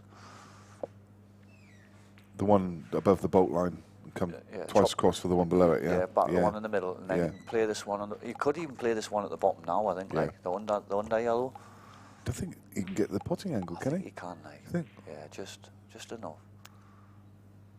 He's going to play the likes double. His doubles, so you know, Yeah. very good double at Craig, like. Well, he's given himself a sniff, but he's going to have to come twice across the table. I think he needs to be, again. Just top it. I'm not convinced he can get to the potting angle there. I don't think he can. I think he might have been able to play it last shot, you know. I think he needs to be around about the blue spot to be able to find the potting angle. So he's going to have to come twice across table. And this looks perfect. Yep. Either top or screw. Yeah. Yeah. I think with that angle, he's probably going to screw it. Oh, Nice. proved me Fooled wrong. you. Fooled He's you, topped Nick. it. It looked like he was going to screw it, didn't he? It did, didn't it? Did the old follow-through shot. Yeah. He needed that, Craig did. Right, now he's gone back in front. He needs to settle himself and stop playing them mad shots. Yeah. Because he gifted Lydon early in this match 2 or 3 frames and let him back in. There's a scope date. Shall we give him it? Jack Whelan 7, Sam Birch at 8, Phil Harrison 10, Chris Day 4, John McAllister 8, Josh Kane 7. They can see that on the screen, can't they? Yeah, yeah. Well, what yeah. Marsh talking for. That's right. That's right. It's good to talk through it. Why not? Why not? Yeah. Shall I keep going? Shane Thompson's through. He's won 11-3 against Penwell. But yeah, let's run through him. Jimmy Croxton on the hill there against Harjeet. 10-7. Young Dom Cooney's making a bit of a comeback. He was 8-1 behind, wasn't he? He was. Now it's He 8-4. was 8-4. Boyle 6-4. He was 3-0 up. So there's a lot of life left in a lot of these games. Jamie Really. Burnett was 3-2 up, wasn't he? So Ronan, as I say, he's a wily old campaigner, and he's Old tooth man. the thing is, he's got such an amazing pool brain that somebody like Jamie, it's not the right opponent for Jamie, Not is for it? Jamie. No. Yeah. Jamie needs attacking players Yeah. who are going to play the same style as him. Yeah. When you're coming up as somebody who's like knowledgeable as Ronan, Yeah. you know, like He knows that table at the back of his tactically hand. wise, he's Yeah. streets ahead of Jamie. Yeah. And that's only because Jamie hasn't got time in the bank, you know what I mean? Yeah. But Yeah. the thing with Ronan is Ronan's got both sides to the game. He's Yeah. got an A and a B game, Absolutely. so he don't need to be And opening the balls every and a frame. C. And he's got, I've had many a battle with Ronan over the years, and like I think we're very similarly styled games. Me and Ronan have got a very similar style. Do you know, Ronan flew a little bit under the radar during the first season, but during the first series last year. But when you look at the results, every time he was at the business end, he made quarterfinals, he made semi-finals. Every time he was there at the business end. If you bought him every time in the Calcutta, you'd have made money for sure, for sure. Just couldn't get across the line. Didn't make a final, but he made a couple of semis. And quarters. I've really struggled in this event, me, Nick. I really have. I mean, didn't get us wrong. It's a draw, isn't it? My draws have been brutal, man. Yeah. I think anybody would have struggled if you give them the same draws as I've had. Of course. Anybody would have struggled. Yeah.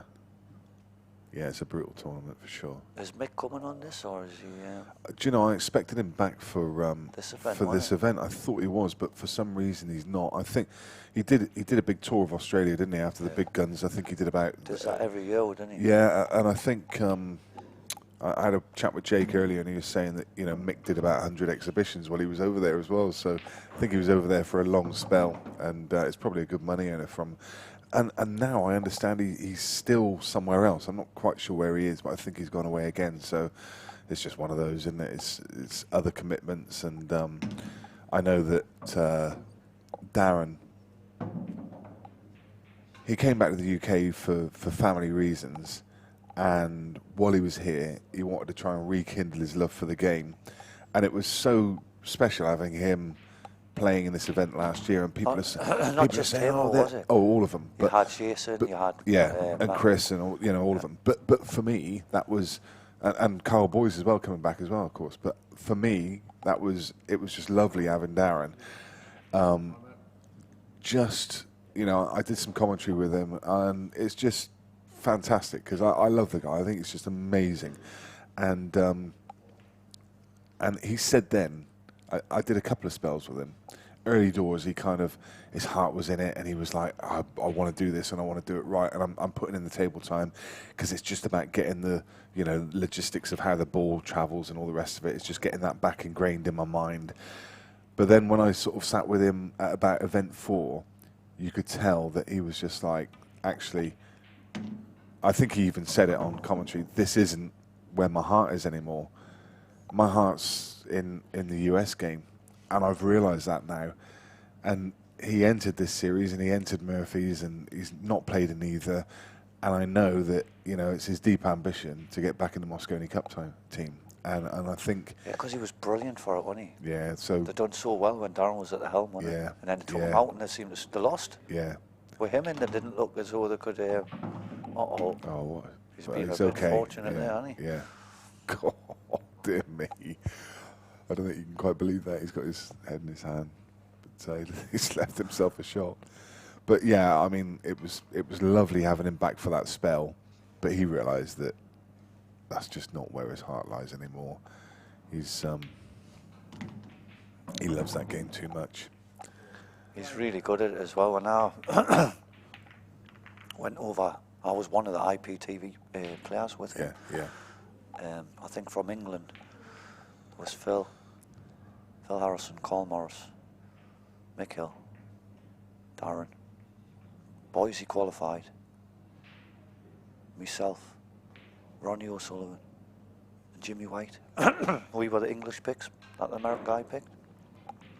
And when it all went pear-shaped, Mellon and Darren stayed over there.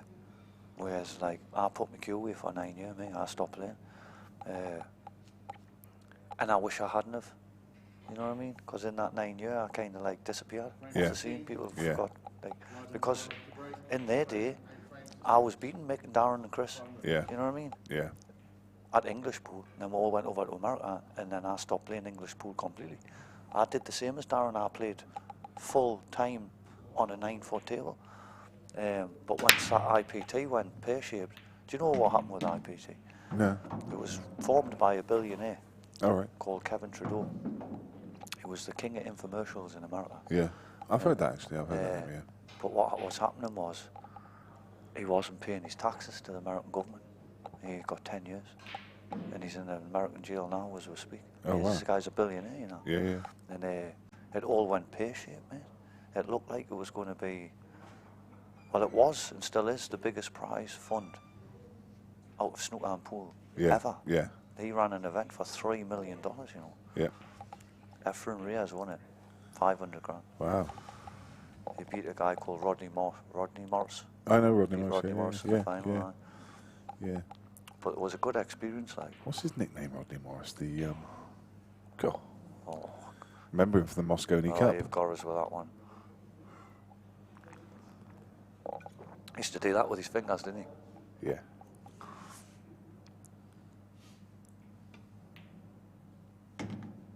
Hawaiian. Came from Hawaii. Hawaiian, aye. Yeah. The Rocket. The Rocket. The Rocket. And I seen the last post he put up, he was going to stop playing. He was going to be a pilot. Really? Wow. I was like, that's a bit of a change, pool player to a pilot. Yeah.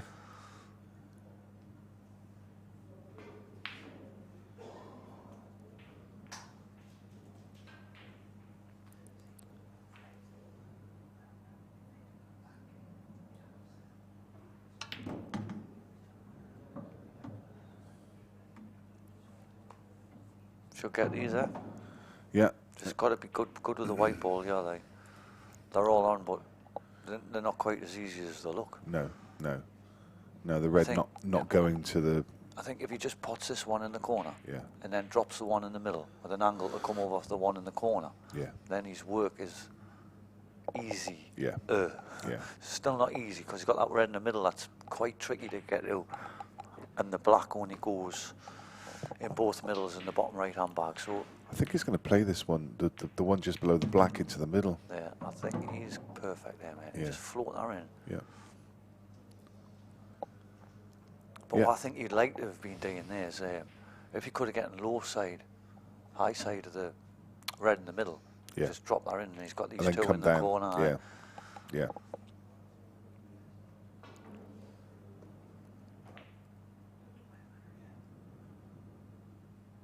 Looks like he's just got an angle here where he can run through. Yeah, he did. Oh, he's missable. It's missable. And he was just trying to almost nick a little bit of the pocket, wasn't he? Just trying to. Too much. Yeah, just trying to make sure he left himself a nice angle. Them shots on these tables in the middle pocket, you've got it in for near jaw. Yeah. Your four jaws. They didn't get it.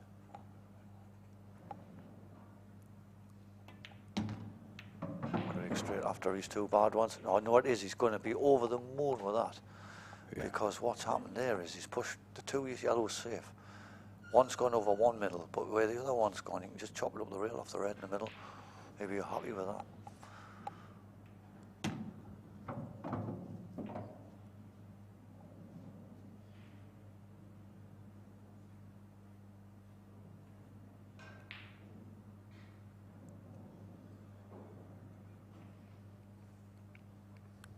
Just give a shout out to the Seamus Forbes granddaughter who's watching. Hello, Lil, from Harold Hill, and your granddad, who's the backgammon champion.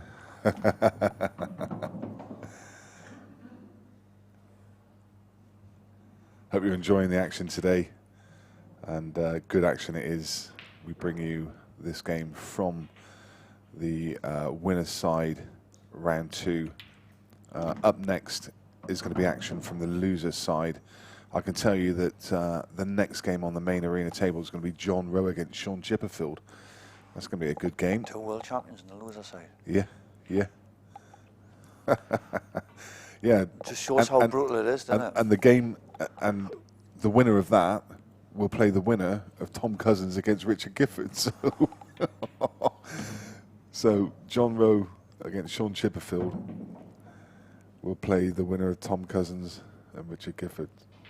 It just doesn't get any easier, does it? That could be quite funny, actually. That could be Chippy against Tom Cousins, and of course they're roommates, they're best mates, and Oh no! yeah, so No! bad mistake there. Just Why didn't he just stun it across? He didn't need to put the top on.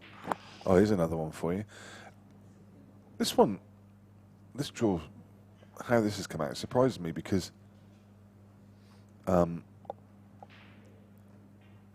Dunster against Callum Singleton. Yeah. But they would have played each other had they both won. But they both lost. But they both lost. So they're still out for each other. And they're still playing each other. Is that? That's how it yeah, works, of course isn't it does, yeah. Yeah. Never even thought of that. How daft is that? 8-7. Because I thought they were at different spots on the draw, but they don't. They No, just they fall fall into. in, Of course they do. And then the winner of that that game I just mentioned a second ago, so if it ends up being whoever Sean Chipperfield against Tom Cousins, they will play probably either Craig Waddingham or Greg Batten. So it's just a bloodbath, that loser's side. Isn't it? Absolute bloodbath.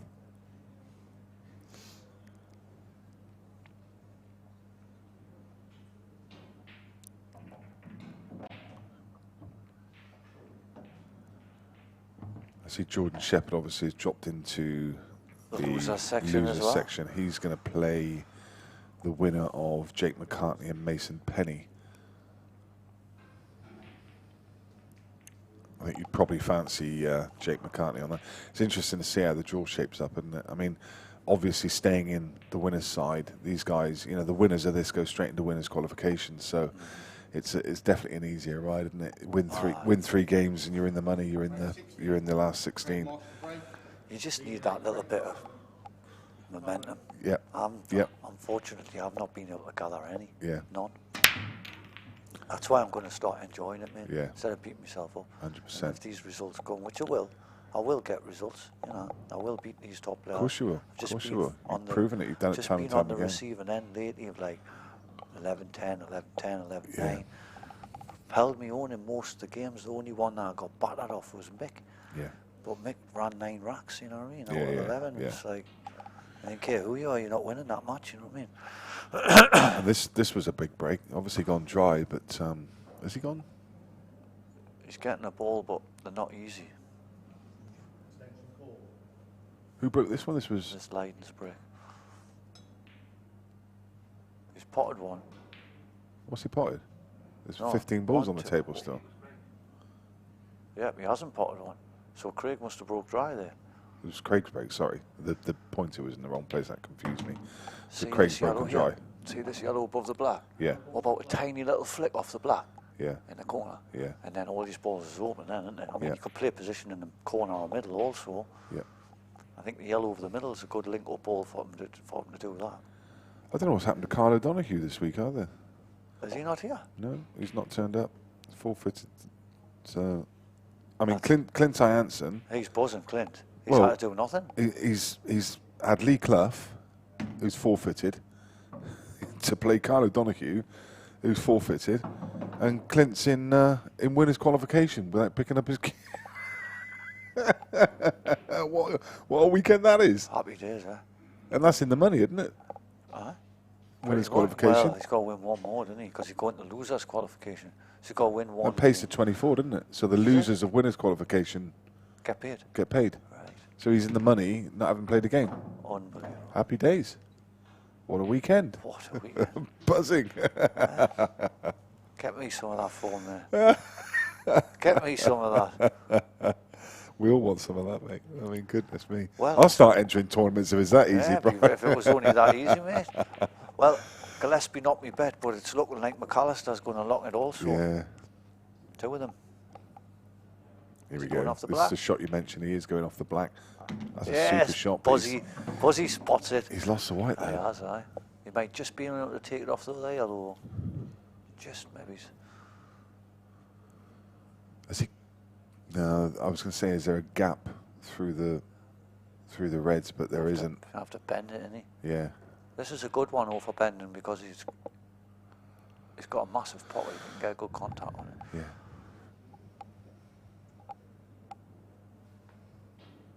So Phil Harrison's through, 10-4. We already know Shane Thompson's through. Jimmy Croxton's done the job over Harjeet. So Jimmy's through into winners qualification.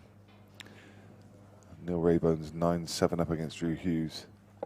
We know Darren McVicker's already through. This is a good deep run for Darren. Dave Fernandez beat Scott Gillespie, and probably a shock result for some people. Dave more than capable, and he's a great player. England international. You don't get there by out of a box of cornflakes, do you, bro? It's got a great break as well. Yeah. Mark Boyle's 7-5 up against Ben Flack. Ronan McCarthy's on the hill against Jamie Burnett. Adam Davis 9-5 against Dom Cooney. Liam White 7-6 against Sean Story. Craig Marsh 8-7. Oh, we know that, don't we? We're watching it. I was on autopilot there for a second. But,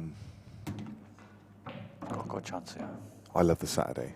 You like the Saturday? Yeah, yeah. Saturday's my favourite We've day. been having such a laugh. My pal comes with us every single event. He's been at every event with us, right? And we come for the weekend. Yeah, Well, weekends have turned into days out. yeah.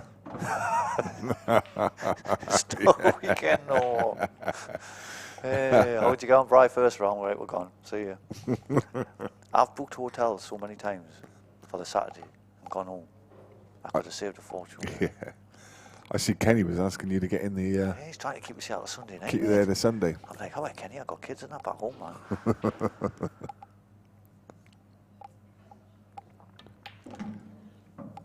Yeah, he was trying to book us in for tomorrow evening, mate. Yeah. I says, Kenny, when I lose, I go, man. You shouldn't have this by now.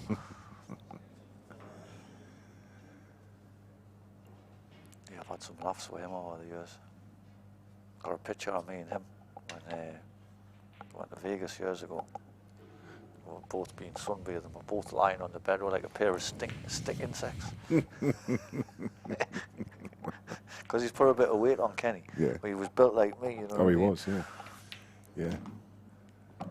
There was a great picture of him in a group photo, one of the team photos. I think they put it up on the WEPF's page, and he looked like. I'll show you the picture. He looked like that lad from part of the actor who was in Pirates of the Caribbean and the Office. With the blonde hair, yeah, I know who and Detectorists he was in as well. He looks like that lad, exactly the spitting image. In fact, I thought of it immediately. I thought he looks like that, and then I scrolled down a bit further, and someone had put a picture of the guy up there, of the actor. Can't think of his name off the top of my head. It could be worse. It could be the one that Adam Penwell put up with Shane Thompson earlier on. Did you see that one? No, I didn't. No, I haven't seen that. God, Sloth. Oh, Sloth, yeah, from the Goonies. It's just I'm playing this guy. That was one. Playing Sloth from the Goonies. I'm going to have to find that picture now because we're going to put it on the screen for the viewers, Paul. That's what we're going to do. Lee Kendall would absolutely love that, wouldn't he? We'd be getting took out of here, wouldn't we? Right, you've had your whack. Yeah.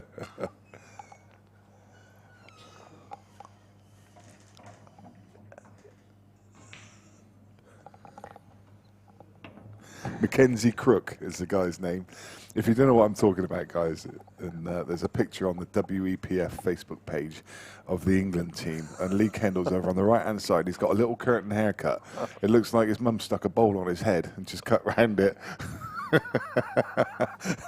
And then you go and look at the picture of Mackenzie Crook on Facebook, and it's a spitting image. He's got the same haircut and everything. Must use the same bowl, eh? Oh dear! We gotta put that up for the grand final. Come on, give Kenny some stick. He's got such a good sense of humour. He'd love it. George and Paul's like, no. Yeah, they're both shaking their head over it. It's not going to happen. That's a nice break. Tap on the table from Craig. He knows it's a good break as well.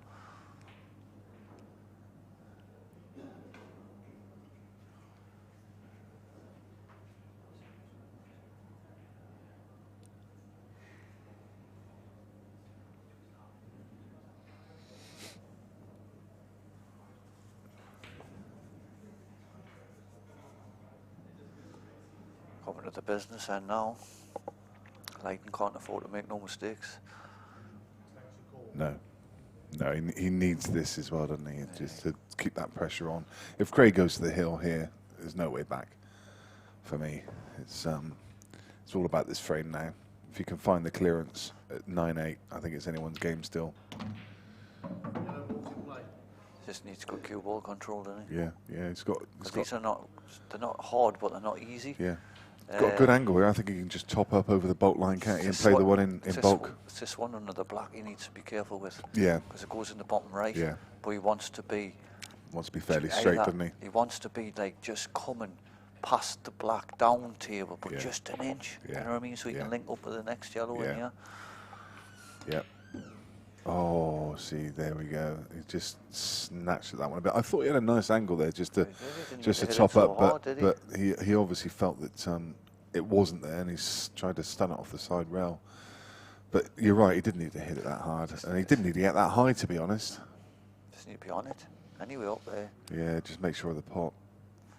So what's Craig going to do here? He's going to go for a pot. Oh, there's no question about it. He's going to pot the long one. He's going to pot the one just to the left of the yellow, which is... red on. He could put the red in the middle of the table there, off the yellow in the middle pocket, free the black. Could do. I think, is that yellow not just a fraction below the pocket? Oh, maybe? That's perfect for that shot. Is it? See these kind of shots here, right? Sometimes you have to hit them really hard, but sometimes you have to hit them really soft, depending on the angle. Yeah. And I think this one he's got here is like a soft one. Yeah. It's not a real punch shot, just like ding it. You know what I mean? Yeah. But you mightn't even play that shot, mate. No. Well, the black goes as well, doesn't it? So yeah, it's not. You mightn't play that shot. I think he's going to play the long pot. Just for his opener, that's not a bad shot. Yeah, he's It's going to go for the probably one. easier than this. Yeah. Yeah. Bit. What was your fault? Oh, he's had some luck there, hasn't he? With the, Oh, aye, look where that red's gone Yeah, at the top. yeah. Oh, he's had a bit of form, aye. I think that yellow will squeeze by it, oh yeah. Smash this yellow in the top now. yeah. Yeah, it's one of those, though, if you were... With these rules, it doesn't matter. Yeah. If he spots it, Yeah. does it? Doesn't No. matter if he No. doesn't, like, make the shot. Why, I was just been talking about you. Oh, legend, mate. Wanna know where you got your bowl from for your haircut 25 years ago. Have you seen it? Give him a look, Nick. The picture on the WEPF site. He's seen it. I sent it to him the other day. Trendsetter, Kendall. Yes. I've still got here. Auntie, doing good. Nah. His scalp still hasn't recovered, man. That's another different story, isn't it? And that public won't get that one, will they, Kenny? Cheers.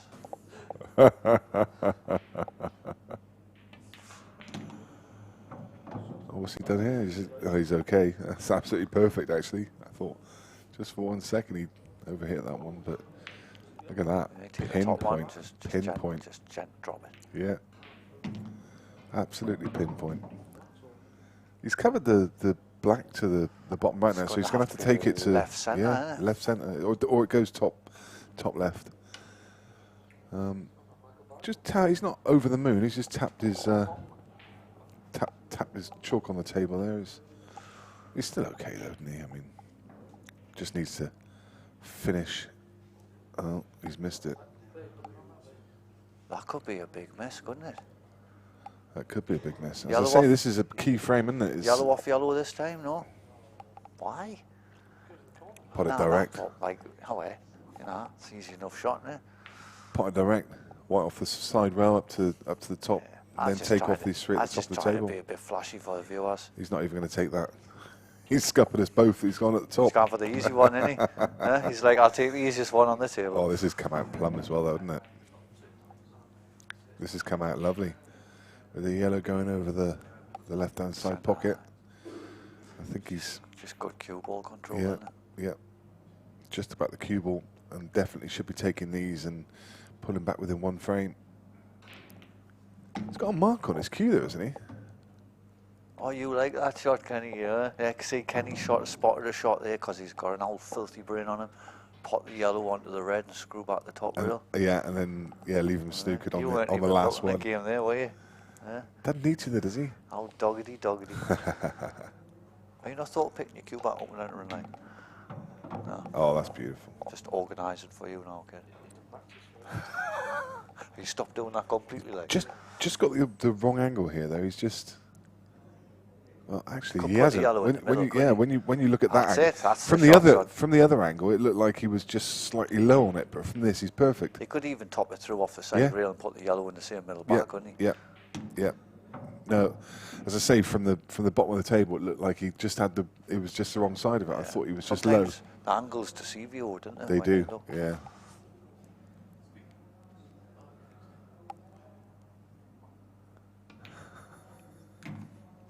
So 9-8. Here we go. Game on. Could we go all the way to the wire? And let's have a look at the other scores while we're about it. Sam Bircher has just taken the lead against Jack Wheeler, now 9-8. Look at that top game. Josh Kane on the hill against John McAllister. Drew Hughes, Neil Rayburn, 9 each. Mark Boyle, 8-5 against Ben Flack. Ronan McCarthy's on the hill, but Jamie's still there. Adam Davis seems to have been on the hill forever, doesn't he? That was 10-3, I think, and now 10-5.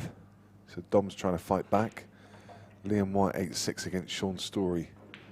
And then the other games at the bottom just getting underway. And there's some draws in there. Look at that. We mentioned there's Tom Cousins against Richard Gifford. And the winner of that will play the winner of Sean Chipperfield. To play one. Yeah. Yeah, the winner of Sean Chipperfield against John Rose. So 3 world champions in a tiny little section there. In fact, 4 of them within 8 players. It's ridiculous. On the loser's side. And then you see the main playing area. Lydon's just stepped away for a quick bathroom break. It looks like he's coming back as Craig's readying himself at the end of the table. He's missing a cue ball though. Frame 18. Craig Marsh the break, leading 9 frames to 8. Scott passes the ball over and Craig gets this important frame underway. Needs a good break here. Yeah, big break. Timed it well. But he's gone dry, you know. Oh, last ball rolling. Did one of the last balls. Has he got an easy opener? No, It I doesn't don't think look he like has. And he won't play safe, will he? No, absolutely not Never a played chance. one safety shot yet. What's he got though as an opener? He could cut the yellow in the middle. He's got the yellow in the middle for his opening shot. Just a little dinky behind the black. For to keep him on the next yellow up there. Yeah, yeah. Missable though. It's not an easy finish, this, by the looks of it, like. It's really not. Yeah. This is where he's going to have to dig deep. He Show needs his to play mettle. that beautiful. Perfect. Now he just needs to mind his work, eh? Yeah. Am I too far away, am I? There you go. Got my mouthpiece back on.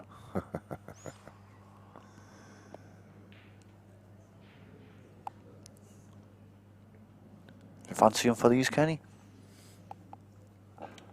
Yeah. There you go. Kenny's cut the curse on him. He doesn't tend to miss many pots. His mistakes are generally running out of position, aren't they? This cue ball can be a bit loose. That is almost perfect. Yeah, yeah. Yeah, these are going now after that shot. I think you play the one in the middle, one in the top.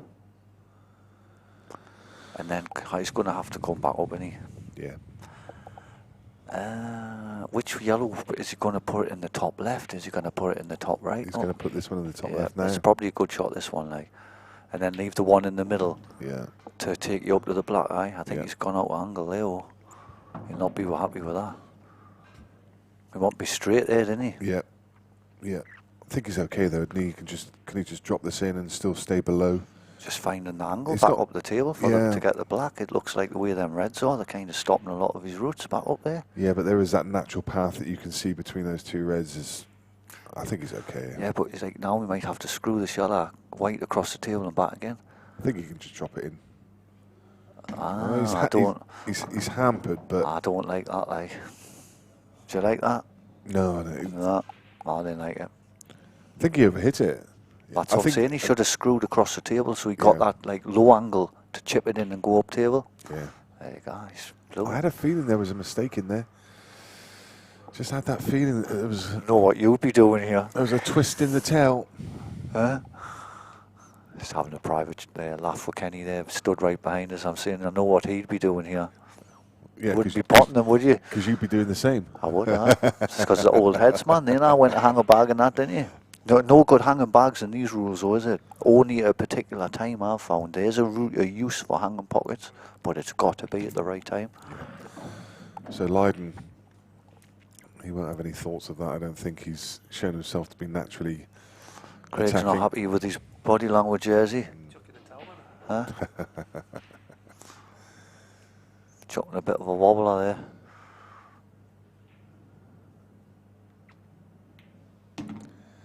Is there ever any call to try and develop that black, or are you just going to land on it, Brian? No, in these pockets, Yeah, definitely not. No, No need for shifting them. no.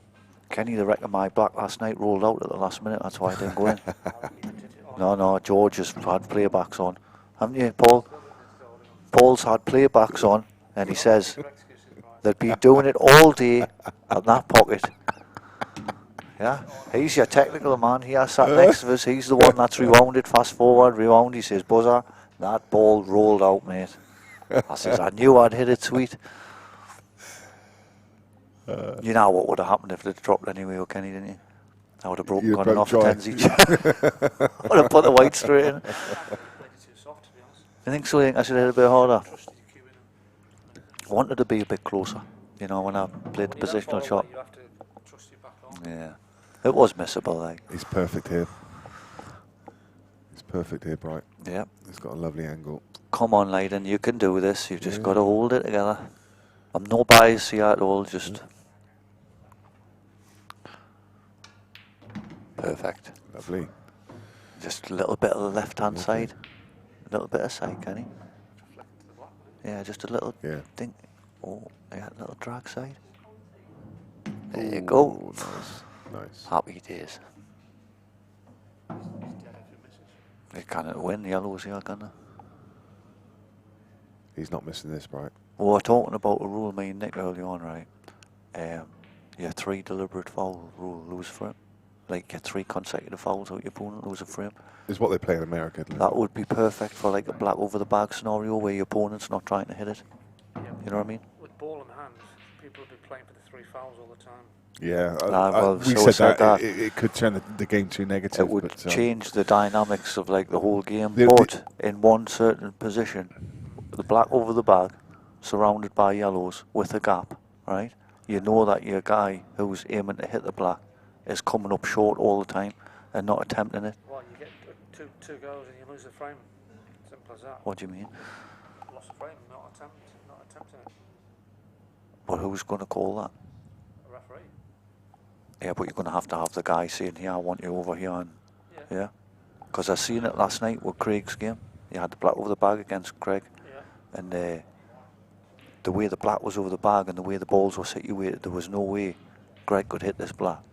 You know what I mean? Without hitting the yellow, and he just kept going nowhere near. Just call the ref over and warn, and then lose the frame. So 2 times you lose the frame, right? Referee, that's not a written rule, so don't take that. But Yeah. for me, as a referee, I'd look at it once, I'd warn the player, and I thought he wasn't making a genuine attempt. Done. Did you hear that, everybody there from the main man himself? 2 attempts to black over the bag. If you're not trying to hit it, you will be what? Done. Done. Not punished. Done. I put a £20 accumulator on there. It was flat as a pancake, man. Gillespie got battered, and who was the other one? Oh, it's still going on. It's 10 each. McAllister. 10 each. Yeah, you're joking. Gillespie's gonna knock us, man. You know that. Watch. McAllister's gonna come back and win this, just to make my bet even worse. There's a question for you, bro, from Dog On. He asks, you mentioned earlier that self-pressure, like putting the pressure on yourself all the time. You say that you used to do it a lot, just beating yourself up when you're having a bad day, and they say it can burn you out. How do you manage that? How to deal with it? I'm still dealing with it now. Yeah. I'm learning, like, to keep my emotions intact, because honestly, your brain in this game is... We are our biggest critics, aren't we? Why, it's just like, for me, it depends on like how far you're travelling, how much it's costing you. Are you putting your hand in your own pocket as a sponsor paying for you? Now, for me, I'm sponsored up. Jarrow MOT Centre, they're a really good sponsor. I had to stick his name in there because he looks after us. You know what I mean? Hey, God, David Glenn, I got you in there. So if you're playing with somebody else's financial backing and you're not doing well, you're not only like putting pressure on for yourself, you're also thinking about him also. Of course, you know what I mean? So there's a double kind of pressure. Yeah. Whereas if you're playing with your own money and you come into tournaments and you're not doing well and you get frustrated, don't you? I think it's like up and down the board. Yeah. So I'm still dealing with it, mate. But I just try and play the game with a smile on your face and enjoy it, no matter what happens. It's easy to get complacent. I mean, I used to play a lot of poker, and similarly, it's easy to get complacent. You know, after you've been beaten up a few times, you just think, do you know what? I'm just gonna just enjoy it. Yeah, and my mate says try to bully it. You should put your emotions in the box and lock it up. Yeah. And don't let them out. Yeah. And then I think the best players do that. I mean, someone like Dunster, you're never really able to read him, are you? I think he's like unique in his own little way because there's not many of him. No. I think you've got most players at some shape or form or time in their careers will show signs of frustration, anger. But youngsters coming up today, petulism. Yeah, of course. Yeah. But youngsters today, you could find a far worse role model than Liam, couldn't you? I mean, he gets a lot of criticism from the he's- pool world, but you know, as a role model, he is up there with the best of them. The way he conducts himself. I'm so impressed by Liam Dunstad. It's like, for a young guy, that's a great shot. For a young guy like him, for to have all the attributes, you know, all the attributes, Yeah. not just a couple, all. And I think one of the most, that is the hardest to find, is the temperament. Yeah. And he sits in that chair, and he don't moan, he don't groan, No. he don't give you nout. Just comes back and does the same thing. And then he comes on and he's clinical when he's taking them out. You go and take 5 frames against him because he's broken dry or whatever. There's nothing. And when he comes back for the 6th frame, he'll be doing exactly the same routine, exactly the same thing. So you look at It's him. between the ears, isn't it? You look at him as your opponent, and you see like he's lost 5 frames, and he's sat there like he's won the last 5. Yeah. You're not giving you anything to feed off. No. You know what I mean? No. Whereas if you're playing somebody like me Yeah. a year ago, because I'm in training, Yeah. if things aren't going mad for me, Well, Marsh is the other example, isn't he? well, he's head He's shaking. wearing his heart on his sleeve, Yeah. slamming his cue down. We've seen them all do it. We've seen them all do it, and once you give that away to your opponent, We'll give you some names. it gives them a buzz. doesn't Shall it? we give some names of bad temperaments? Yeah, go on then. Right.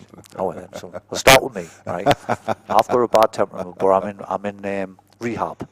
I'm trying to fix it. Rob Warren, bad temperament. Yeah, he loses it a lot. Yeah. Who else we've got that can? Well, like I say, we mentioned Marshy. Marshy's Probably showing in it. some way, Sheppy. Marshy's showing. Sheppy, yes, definitely Sheppy. When he's flying, he's happy and he's buzzing. When he ain't flying and it's going against him, he is a table banger. Yeah. He'll show you emotion. Yeah. Uh, And you can feed off that. Well, You can, this feed- you is- can, this- can swing a game. what's happened there? Kick. No, he's missed it. There's the emotions coming out. Did you see that? Yeah. There's the And he just said, "I so." smashing your arena up there. He just Get said, you with a carrot. He's costing you a I fortune. mean, I don't know if you picked that up on the mic. Look at Sheppy laughing in the background. Sheppy I've finds it. just been talking about you, man. Sheppy finds it. You're a table banger. Huh? Do you He's still, think you can hear that? Huh? Do you think he knows we're talking about him? Chippy sat next to him. They're both giggling away. They absolutely love that Marshy blowout. There's so much sympathy there, isn't there? None. I mean, Marshy's. I don't know if you picked it up on the mic, but as he's played that and missed, I so want to smash his cue up. He said. Wasn't that funny? Just as we're talking about temperament, so you know what I mean. Did he look like he got a kick? No, it was a swerve. Look at him. Look at that body language. If you can't feed off that body language, there's nothing you can't feed off of. No, Dunstall wouldn't have been doing that one. No, of course not. Of course not. Oh no. No, he needs a good Could have one left now. it a bit easier than that. He needs a good one now. He's been missing these, Kenny. He's been missing these all match. He's been missing these all match. Bri, this is a great game to watch, isn't it? No, This is a great game to watch, though, isn't it? it's been a brilliant match actually. Yeah. Great drama. It's been a good one. Yeah. Brilliant. Yes, Kenny. Brilliant. Yeah. No commentators curse there. 10-9 up. Hey, this is going to be a. 10-9 up. I think Marsh is going to kick himself senseless if he loses this match. Like, I- never mind punching Kenny's arena. I think he's going to go mad. I don't know if he's going to win it. If he wins this, I don't want to interview him afterwards. I'll leave that here. He's going to be fuming. Do the interview. He's had enough chances, hasn't he? Of course he has, yeah. He's been flicking Yeah. in off good 3 or 4 times where he's potted good pots and the whites flick balls and gone in off. It's happened 3 or 4 frames. Anyone's game now. It Well, is. It's a best of 3, isn't it? yeah. Is it best of 3? 10? Best of 3, mate, yeah. Potentially best of 3. Best of 2, sorry. What are we talking about? Can I count one? Can I even count one? I'm agreeing with you. Not my 2s from my 3s. What's going on here? Hey, 10-9 now. There's only 2 frames left, isn't there? Can I count?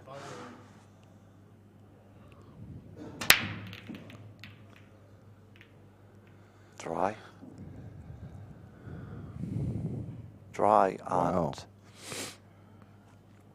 I think reds. Do you? Yeah. My first instinct said yellows. It's just this one here on the triangle Yeah. and this one. Ah, he's going to put it back. Oh, he's gone back in the same spot. He can move it all he wants. He's gone to the same place. What about the two reds towards the left-hand side You that don't can go bump top them out, corner? couldn't you? You can play position on them, go in the middle. You can play position on the first one straight away. You can knock it out. I don't know what. I think reds for me. Like He's going red. Is he? knock the first one out. We might get both of them out. Hey, got both of them out. Here we go.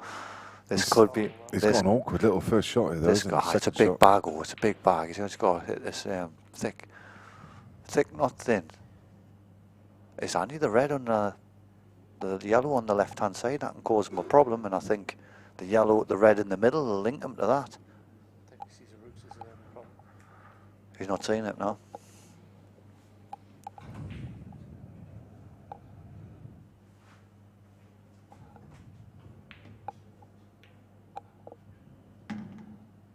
I see Mike King just put a little message up about the Jordan Shepherd Darren McVicker game. 48 minutes for 9 frames. So 5 minutes a frame, including setting them up with a shark rack and getting the shark rack removed when needed. 48 minutes for 9 frames. Ridiculous. How long would that have taken with you and Harrison when you were playing over at Murphy's? 9 frames. That was about 4.5 hours. Was about that, I held the whole event up, messed everything right up. It was all Phil's fault. All Phil Harrison's fault. Yeah. Nothing to do with me. You never played one snooker that Not day. one. He kept hanging pockets. I thought, here we're going again. I'm going to have to start fudging now. 6 hours, you're not getting first to 11. It was a good match, though. I think the best matches sometimes are not dish fests. Of course, yeah. They're the ones where it's like a game. Oh, it's like this as well, and it's got a game, excitement. You know what I mean? Bit of drama, bit of excitement. You're going to pot this one in This the middle, is- and then pot this one in the corner, Kenny, aye? So then the red back up table. So the one... Oh, no. God, what's he done there? Oh, no. However, Marshy, get your phone put away, and this is your chance. It's literally... Oh, he's got a You dot can tell off finish there, there. He got rollicked.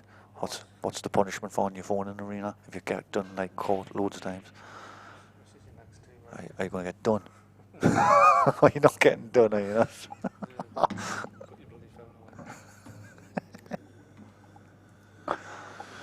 Squeeze this past. You've got it, Kenny. Yeah. Then that yellow will go in there and it's easy, innit? Nah, he's not seeing it. He's not seeing it clearly at the moment. I think the other one was easier, wasn't it? Yeah, 100%. He's just not seeing it clearly at the moment. He's not thinking clearly. You still, I mean, these should be unmissable for Craig Marsh, but you still see a mistake coming here somewhere. Doesn't seem his normal self. Like. No. He started really well, didn't he? Yeah.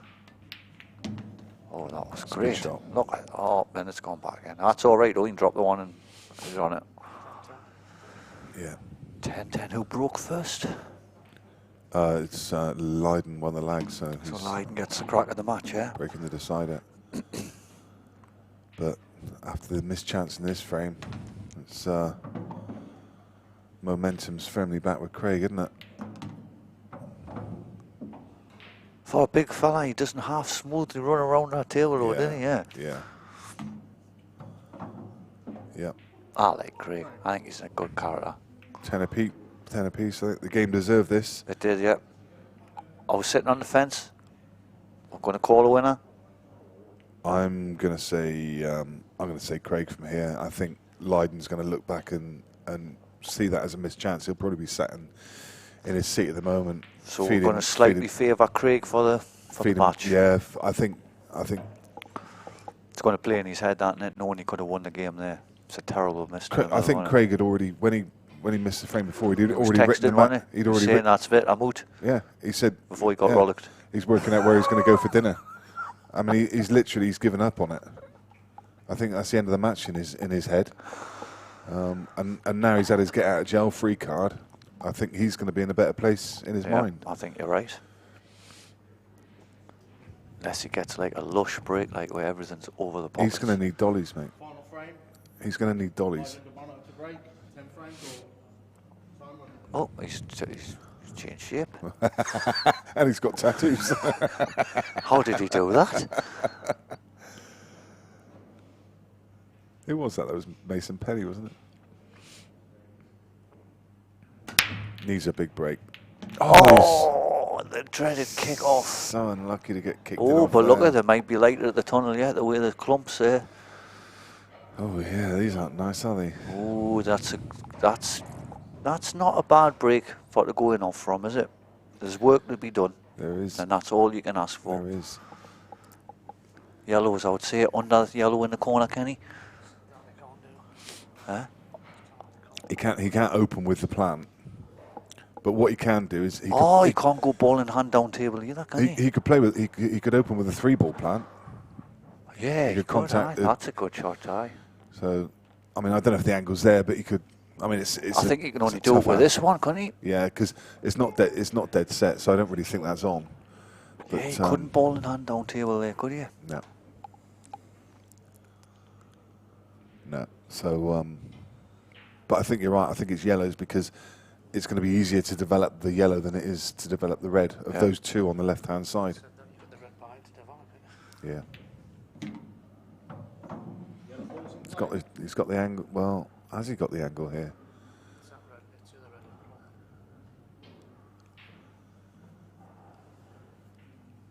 Oh, I didn't like that shot, like. The double ping pong multi, it's like playing marbles, that. It's a marble shot. How about just top this through and play the plant? Just top this just an inch and then straight plant on the corner. Do you think so, aye? He's been doing this all match, you know, like he played one screw shot early on, honestly, Kenny. It was absolutely madness. He's got a ball on the pop cushion, it doesn't go anywhere. He's trying to do like a full length screwy half arc, screwed straight off. That's why it was madness. He's going to have to attack that soon. I just top this through, yeah, and play the plant. He's running out of balls. Perfect to do it now. That's perfect. Yep. All about this shot now. I know. He will be if he can like catch this cushion, like maybe he's a segment before the middle bag. Yeah, that's the one. That's the one, Kenny. Guaranteed a shot if you can half ball that coming into the rear. So we're talking about potting this yellow up into the top left. Just before the middle bag hit the cushion eye. Lovely. That's what Kenny was saying. He might have a shot. Away from him though. He's got to bang this yellow in the top, or he needed a full ball contact on that red, didn't he? He did, aye. And he would have been guaranteed a shot. Now he's just got a really stinky. He's got to just cue it like a dream. Yeah. Yep. Just cue. Yeah, and get an angle. But I think even if he just drops this in, he can pot the yellow in the middle and come 1, 2, 3 cushions. Do you fancy it, Bri? I don't fancy it. It's there. No, it's not. No, it's not by a mile. Didn't fancy that, Bri. Now, red onto yellow, off the side rail, in behind the red on the top cushion. Yeah, snooker him. Marshy is dead. Yeah. As Kenny would say, done. Done. Deliberate foul shot, not deliberate foul, tactical foul. Tactical shot. Red onto yellow. Red onto yellow. Take the white at the top of the table and try and get in behind the red on the top cushion. I think it's on for him to do, and even if not, pot one first and then do it. So we're looking up the barrel of that shot now. So we're looking at the red that's in the middle of the screen now. This is a perfect time to play the rules here. Yeah. A 10's a piece in a deciding frame with your man. Yeah. Putting a ball over the bag and 2 kind of dead trapped behind all the reds. It's a perfect time to do it. Don't think he's seen it. Don't think he's seen it. It's going game, mate. Yeah. He's like, right, I'm not going to play the deliberate. I'm just going to do them. And he should, to be fair, like, because these are fairly easy. Stop shot now. These are easy, aren't they, Kenny? Not a 10 No, the pressure of the situation. If he'd had ball in hand, if he could have played the shot that you were talking about and got himself a ball in hand. Well, I just think for here he kind of got it wrong, really. You pot the red in the top, pot the next red in the top, red in the top, red in the middle, red in the other middle, down table. He's going middle now. You'll go middle after. I would save that till second last, that middle. I'm on 2 this week. I'm on 3. Yeah, but that ball is a good link-up ball to the bottom, isn't it? He's going to take that out of the way. He's got red to right centre, Cue ball just somewhere around about the bulk line. See, that would have been my second last ball, that. I'd have kept that the second last. He's perfect, though, right? Yeah, I know the route's on, but like if you keep that ball till second last, right, it links you up with the one at the bottom for your last one, which links you to the black. And I know, but like they were all dotted dots, weren't they? Stun shots, you shouldn't really not be getting an angle there. Oof. That's not good. That's not good. Unless it red passes the yellow in the top leg. No, it doesn't. Well, you fancy playing the cannon when you've had balls like that, like? It was so easy, wasn't it? I think it's off angle there. I think you'd maybe better off running this through and playing the red in the top. Oh, that's Nice shot. That's a beautiful shot. That's Nice shot. That shows some real character there. Dream shot, that. I think you could put the red in the bottom right now. Just top this through, eh? No. Yeah. Well, that's what he's looking at. Yeah, yeah. Buzz has got it. Buzzy's on it. Not for Kenny. Not for Kenny, but yes for Buzz. Howie. Fiver, where's he gone? Right hand pocket next. Hey, Buzzy would have won a fiver. No. No, put the one in the middle and then play that red in the right hand corner. That was me. That was my winning bet. Oh, no, I'm not going mad at you, Kenny. You've had enough of my madness over the years, mate.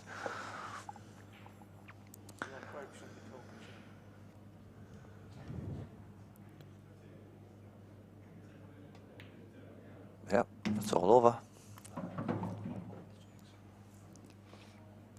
So the simple black to kick Craig Marsh into the loser's side. He'll be kicking himself after this game Oh, because will he he had ever? enough chances to win it. He will be fuming. Well, you can only have one winner, unfortunately. Well played, Lydon. Super stuff. Well played, Craig. Yeah, Great really game. good. Hope the viewers enjoyed that. Yep, we're going to go across into the interview booth. We're going to catch Lydon for a few words and get his thoughts on that game. We'll speak to you, myself and Buzzer are going across there. We'll speak to you in just a few minutes.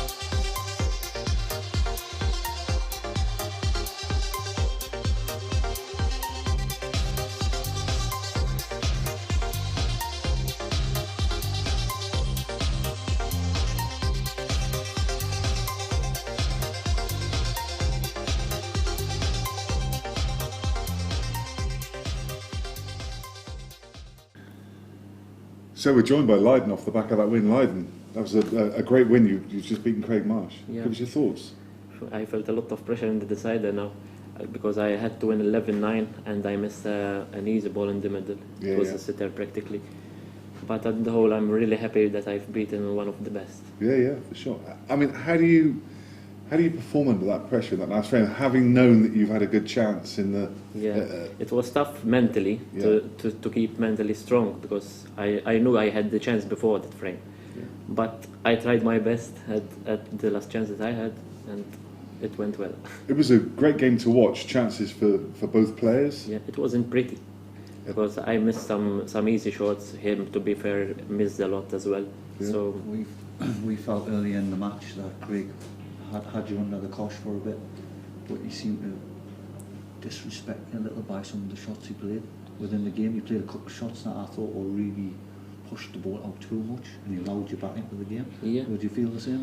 Yeah. I don't think he tried to disrespect Not me. disrespect you, but not played the table correctly in the position he was in. Not say he would disrespect you. And I know that Craig's not. I don't know, to be honest, but There's one I was relieved that he did that because he let me in. He let you back in the match, Yeah. but he was on top of you. And if you hadn't played that kind of style, you might have been able to push further on, and he let you back into the game. And fair play to you, you done well to come back into it. Yeah. But as you says, when you are 10-9 and you missed the red in the middle, Yeah, it was a sitter. we said that the momentum had now gone with Craig, because that would play on your head. Yeah. And it was on your head, yeah. Yeah, it was the only shot I was seeing. How do you keep yourself mentally prepared in those situations though? Because he was getting away from you for a while there, wasn't he? Yeah, you try your best at the situation that you're in. That's I try to keep focused on each frame by frame. Yeah. So that's practically how I do it. Yeah. That's good. One frame at a time, yeah. Absolutely, yeah. Just ignore the scoreline. and- Yeah. Yeah. You try to ignore the scoreline, but sometimes it's a bit difficult, especially pop that against in your head. some of these top players. That's a big scalp, an ex-world champion, but you've had some good form recently, getting deep in the World Championships. Yep. I mean, how do you feel about your game at the moment? I think I'm improving day by day because I'm practicing a lot. I'm practicing with very good players in Malta as well. So maybe I can go a bit further now. Where does that rank on the list? Is, as I say, ex-world champion? I think it's one of the top 3. Yeah. Yeah, because I've beaten Scott Gillespie before, although it was a short race, but it was one of the best as well. Yeah. You can take a lot of confidence from that. Yeah. Get through winners' qualification, through to the last 16 now? Yeah, we'll try my best. Try your best. Well, Yeah. best of luck for the rest of the Cheers. tournament, Lyd. Thank you. Best of luck. Good luck. Thank you. Well done. So next up on the main arena table, 2 world champions in action. It's going to be Sean Chipperfield against John Rowe. Do not miss that game.